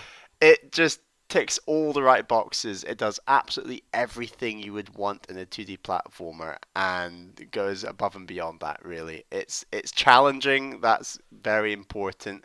It mixes up the formula. Like, that's so important as well, is that I do get sick of 2D platformers where it's just one level after another and it's not really changing anything. Like, you're actually... Always introducing new ideas is what it does. Precisely, and 2D platformers are at a stage where they really have to do that. They've been forced to do that because in the past have been so many 2D platformers rather than just churning out another one. I mean, it's one of the oldest genres in gaming, so it has definitely gone through the gamut for sure. Exactly. So it's companies like Ubisoft have been forced to really innovate and do unusual stuff, and this game does that, and that's why I liked it so much. Yes, there are a few flaws. There's a lot of touchscreen jibber jabber that I just can't be bothered with. That was a bit frustrating. And some of the shooting elements from Origins weren't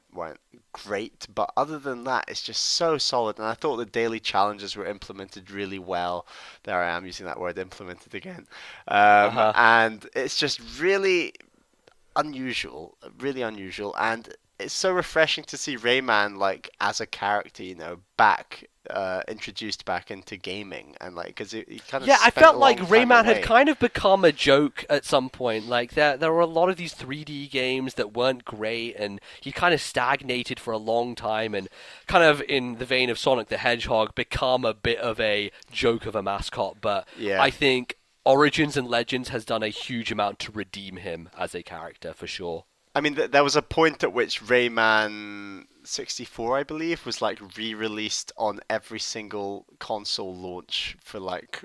Yes. From GameCube to DS to 3DS to Wii or something. It was ridiculous, but... Rayman Legends, absolute cracker of a 2D platformer. I invested a good sort of 17 hours, I want to say, into this game. It really did get its hooks into me, and I'd highly recommend it. So that's my number 3, Rayman Legends. We should also mention that Bally actually forgot that this I game did. was even in his list. I And did. then, like, at the last minute, he was like, oh my god, I can't believe I left this off. And then you were like, I have something to tell you. This game is actually my number 3. And I was like, Bally, how could you forget? How could you do that? You know how my dear. brain works. It's very sort of last minute when it comes to that kind of thing. But yeah. It is, so expect nothing less. Anyway, I guess that means we move on to my number 3. My number 3 is Danganronpa Trigger Happy Havoc, a visual novel, Bally. Crazy, I know. You know what these Japanese Visual animes novel. and their video novels, visual novels. This is so fucking excellent. It's probably one of my favorite narratives in any game. And you would expect that, right? Because it's it's a visual novel, so it's supposed to be driven by the storyline, but the whole concept of bringing a bunch of school kids together and being like, okay, this guy's the best at this thing, and she is like the fashionista, and this guy is like the most talented at American football, and like they all have a thing that they're like super talented in, and then they're all brought into this setting where they basically have to murder one another and get away with it to escape this hellhole that is controlled by this maniacal teddy bear.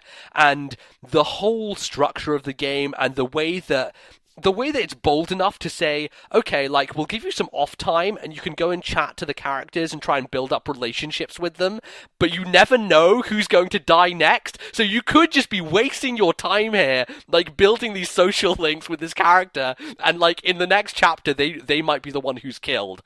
I think that is a really cool thing to, like, toy with you and be like, you don't know. We're going to make the decision here, and then, like, you could just waste all this time. And it is, like, a lot of the gameplay elements are a little bit finicky. There are parts where, basically, the way that the cutscenes play out is you have to, like, tap on certain things, and it basically, they'll go around in a circle and make different statements, and you'll have to like tap on the statement to say that's the one you want to like talk about, and like shoot with they call them truth bullet. So you basically have like a gun that you shoot words out of, and the words like explode the statement. It's like, I shot my truth bullet down at that statement that you made. And there are lots of little mini games that some can be a little bit awkward and they don't explain them too well, but that's not the main thrust here. Like, the idea is you figuring out the wider scope of the tale and why we're all here and what is happening in the outside world and who is behind it all. Like, who is the person orchestrating it? And unraveling that mystery and having your own theories and then just having them blown out the water by craziness is one of the most satisfying things all year. I absolutely fucking love Danganronpa. I have the second one. I got it in a sale recently. Fully intend to play that next year. And the third game has just been announced. Oh man, I'm so in, Bally. I love it. It's like, it is Phoenix Wright on crack. And that is like, that's amazing. It's so good. Sounds pretty Japanese. It's so Japanese, but it's like, it's Hunger Games meets Phoenix Wright. It's like this amazing combination. I love it. I fucking love it so much. Well, I guess I have a similar reaction to this game that I'm about to say because I did really enjoy it. My number 2 was Xenoblade Chronicles. Oh man, number 2 as opposed to my number 1 last year. As opposed to your number 1 last year. So I should say, obviously, this game I played on new 3DS. It did come out this year, but we decided it's a remake. It doesn't really count. It's I think you put Wind Waker at last year, didn't you? And that didn't come out that year. Yeah, I did. I mean, that didn't come out that year anyway, Yeah, but exactly. yeah, you know what we mean. If it's an older game, then Yeah. even if we'd played Majora's Mask 3D this year, I would have counted that on this list as opposed to the new games list. Exactly. Is basically what I'm And saying.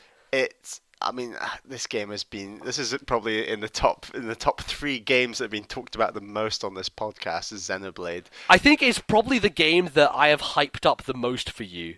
Oh And yeah, I think that was also in danger of maybe not living up to expectations, but I think it actually did for you. I don't think it was an initial, oh my god, this is amazing instantly. I think I had to work at it, and I think that was always Oh, going to be the absolutely. case. And I think that's the same so far with my experience with Xenoblade Chronicles X. But I just think this is the best video game story I've ever played. Now, albeit I've not played a wealth of games that have a thoroughly engaging story. As a Nintendo fan, As a Bally, Nintendo we fan, don't get many of those, we should there's say. not many. But this really just stood out in every way. I'm not going to delve back into all the arguments I've made about it before because it's been done, but I really enjoyed this game.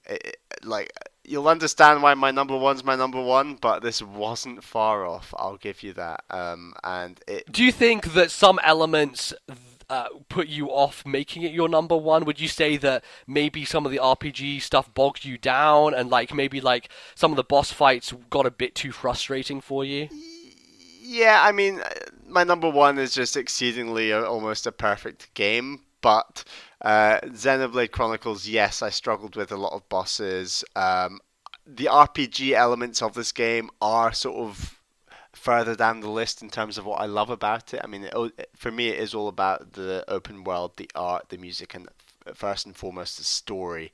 I can't. I don't know if I would even consider myself like a proper RPG fan yet.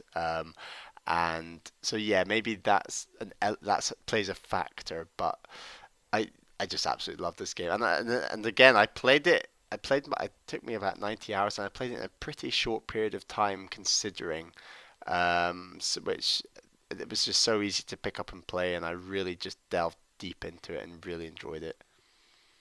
Awesome. It has been mentioned every time that we talk about any kind of story in Yes, Japanese RPG.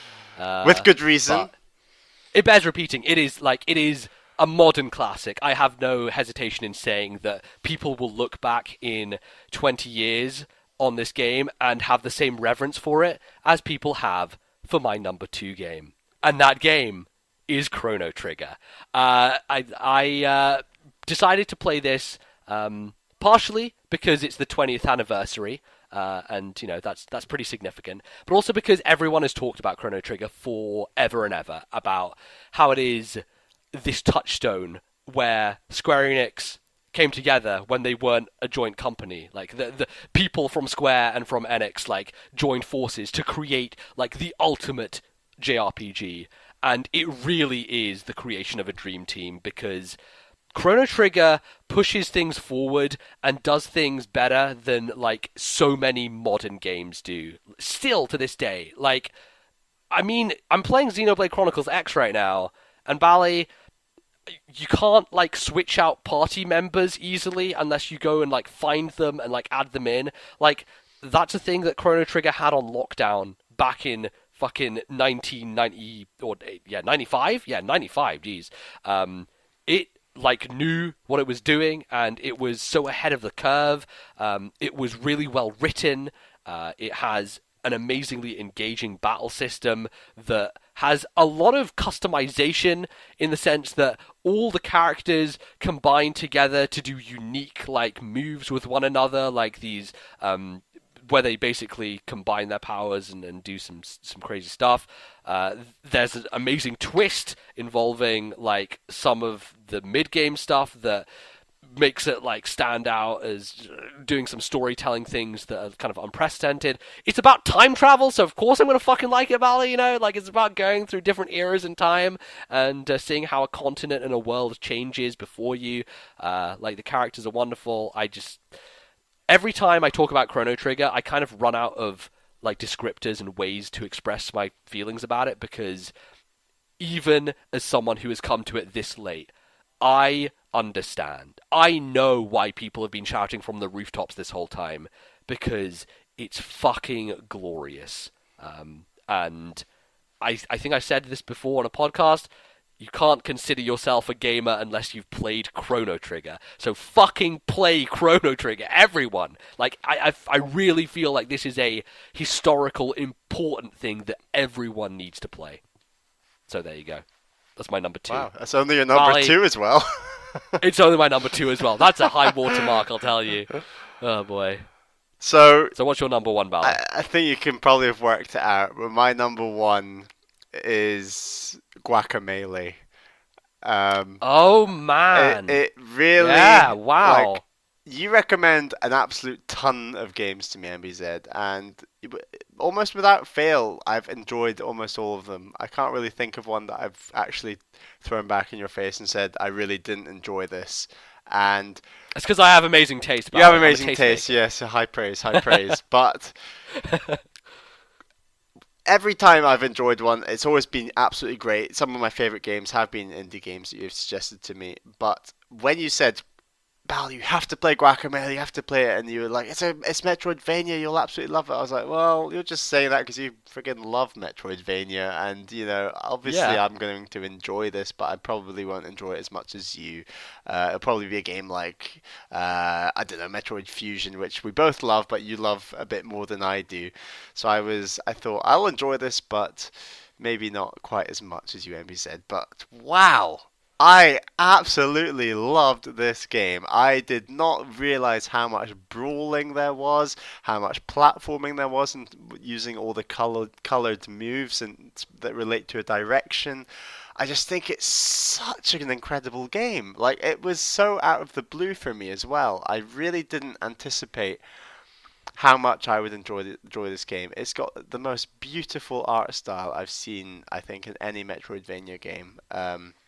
Now, I've not played Ori, so don't hold my word on that. Yeah. But it really suits this game to a T, and that combined with this Hispanic Mexican music soundtrack is just so well designed, and I just absolutely love it. I really hope there's a sequel of this game because it really. I don't want to say it wasn't long enough because I played the extended version with like the extra boss and extra world, which was great fun. Right, you got all the DVD extras I got that I all never of them, played. and if I was in your position, I'd want to try out those extras just because this is such an incredible game. It's got some impeccable boss fights, like real sort of action puzzle. If that, like, there's a lot of puzzle action elements where you have to use the right move at the right time, shift between light and dark worlds. There's an interesting story, even, I'd argue, and it's just such a breath of fresh air. Like, who on earth would make a Metroidvania game set in Mexico where you swap between light and dark world, and oh yeah, you're like a wrestler? Like, it's just the most unusual setting. It's got some hilarious references to Metroid with, Chozo statues and morph balls.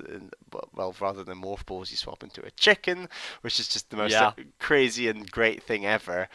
And I can't say enough good things about this game. It really, really, like Metroid Prime last year, it was kind of out of the blue and really is now one of my favorite games of all time. And probably my favorite indie game. It is that good. I cannot. I'm speechless. I really have run out of things to say because it is just that good. Guacamelee is just excellent. Yeah, I totally think it's one of the best games out of any studio in like the last 10 years. It's for me it's a genre I love, but like stands out amongst like the best of those. And in the year that I played it, I think it was actually the year we started the podcast. I believe I gave it a mention in our first Game of the Year talk, where I was like, okay, here are some games from other platforms that I really enjoyed this year. And I think Brothers: A Tale of Two Sons was there, and I also said Guacamelee. Yeah, it is exceptional. So.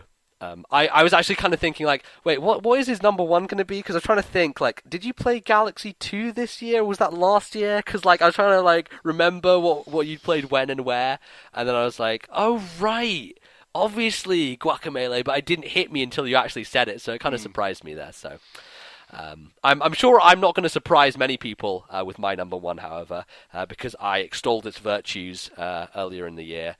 My number 1 game, and now one of my favorite games I've ever played, is Persona 4 Golden. I don't think there has been a game that has garnered as much praise in the media that I've consumed about it ever, really. Like, the people who I hear talk about Persona, and specifically this version, are incredibly over the top in their enthusiasm and love for it. And I was like, okay, yeah, like, this is probably a good game, but will I really fall down that hole? And let me tell you, Bally, I just tumbled into it and absolutely, absolutely fucking adore Persona 4 Golden. It has some of my favorite characters in any game. It has a wonderful soundtrack, which I was humming one of the songs from earlier, and you're like, "What song's that from? Is that from Xenoblade X?" Nothing. No, it's nothing. it's from a game in my top 5. But like, Oh. it has tunes that I will remember for the rest of my life, and have like associations with them, with specific moments, and that is like, that's a feeling that you can't really recapture in any way. Like, it has dialogue and writing and voice acting that is so ahead of its time. The original game came out in 2008, and it deals with like issues that are like pretty important in like the social world these days, and touches on subjects that I don't think many other games do, and is really bold in being able to execute on that. The idea of each dungeon in this game is that the character has to face themselves, and face like an aspect of themselves that they aren't comfortable with, and that they feel they want to try and run away from. But like, the message is like, you need to just embrace that. Like, you need to embrace all these facts and not try and run away from who you are. And I think that that's a really cool like message that it puts across. I thought that a lot of the combat was cool. I never like got super deep into like fusing all the demons together and all that stuff, but just the murder mystery, the tale, the characters, like, it's Danganronpa, but it's much more of a video game than Danganronpa is. Like, it tells a story that is just as engaging, just as good, but it's also an RPG where you have choice in like, who do you want to like talk with, which girl do you want to try and go for, and do you want to try and go for all of them and then have an awkward moment at Christmas where you have to choose which one you actually give a present to, and then the other ones are really sad, and it's like one of the worst feelings I've felt in a game. Like, it's really like affecting. It's just, it executes so impeccably on so many aspects, and now I am like anticipating its sequel, Persona 5, which is coming out next year, more than like any other game, I think. Like, aside from Zelda, I think Persona 5 is my most anticipated game coming up in the future. Wow. And I'm so excited for what that brings.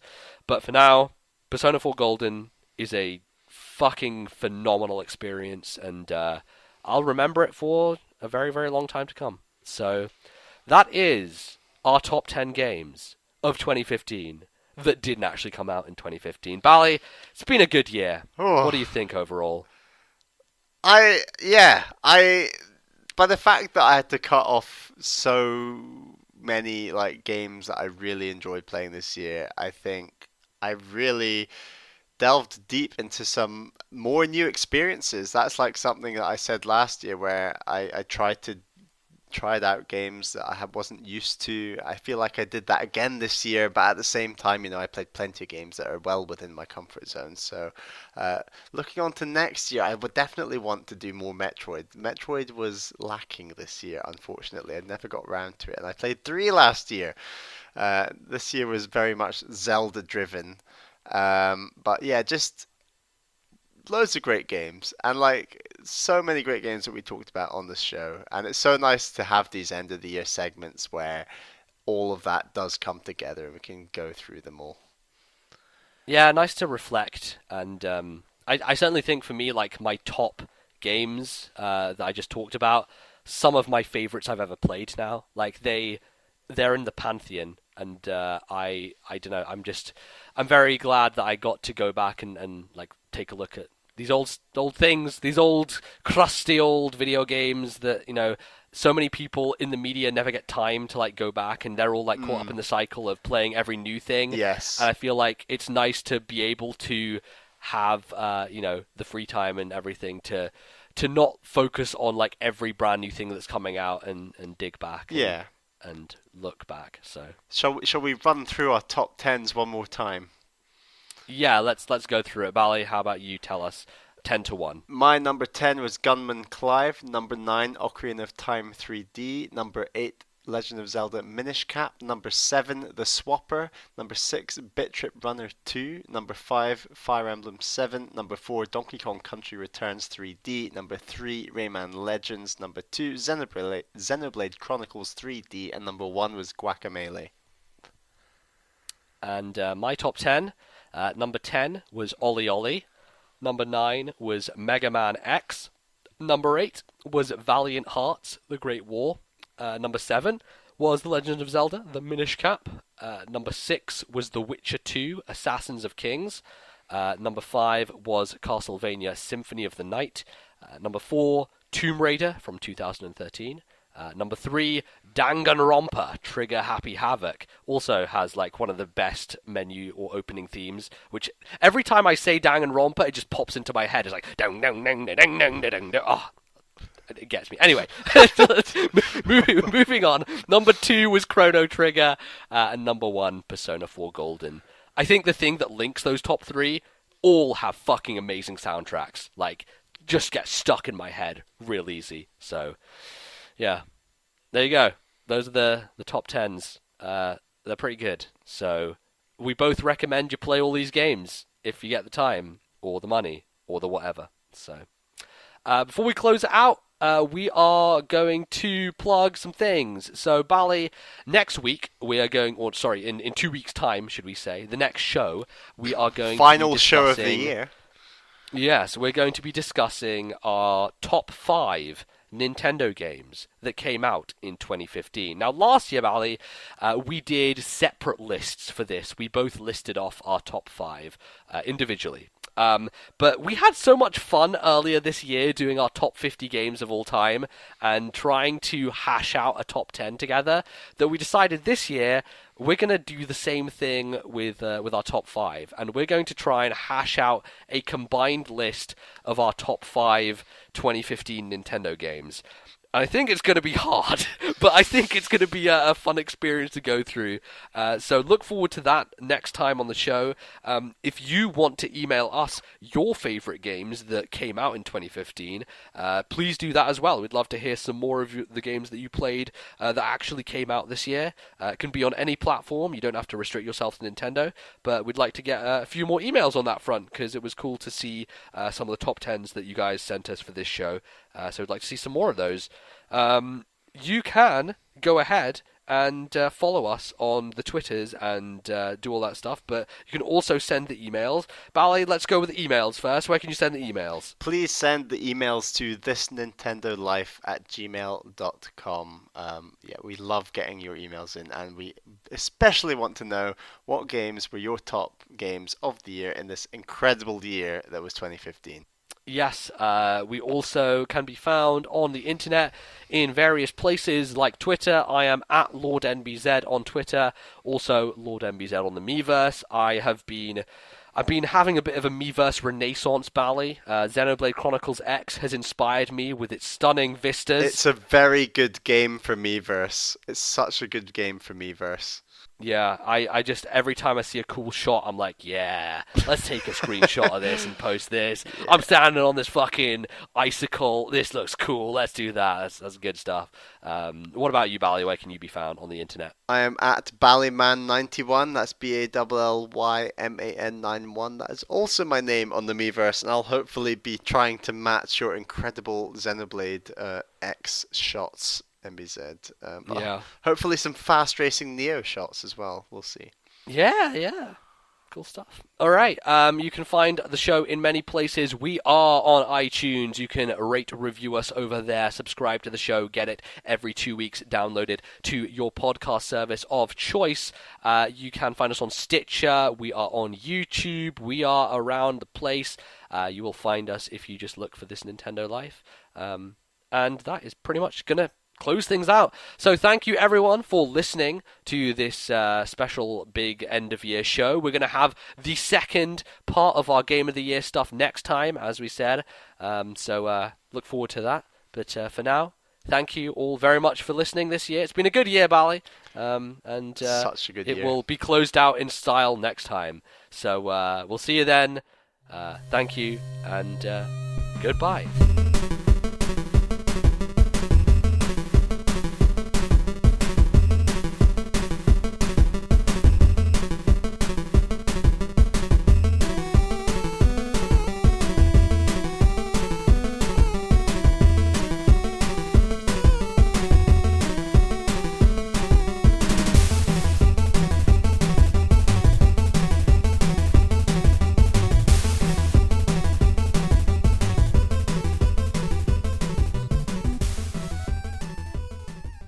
The musical interludes used in today's show were Noctilum Field from Xenoblade Chronicles X, copyright Nintendo 2015, and Kamagori City from Fast Racing Neo, copyright Shinen Games 2015.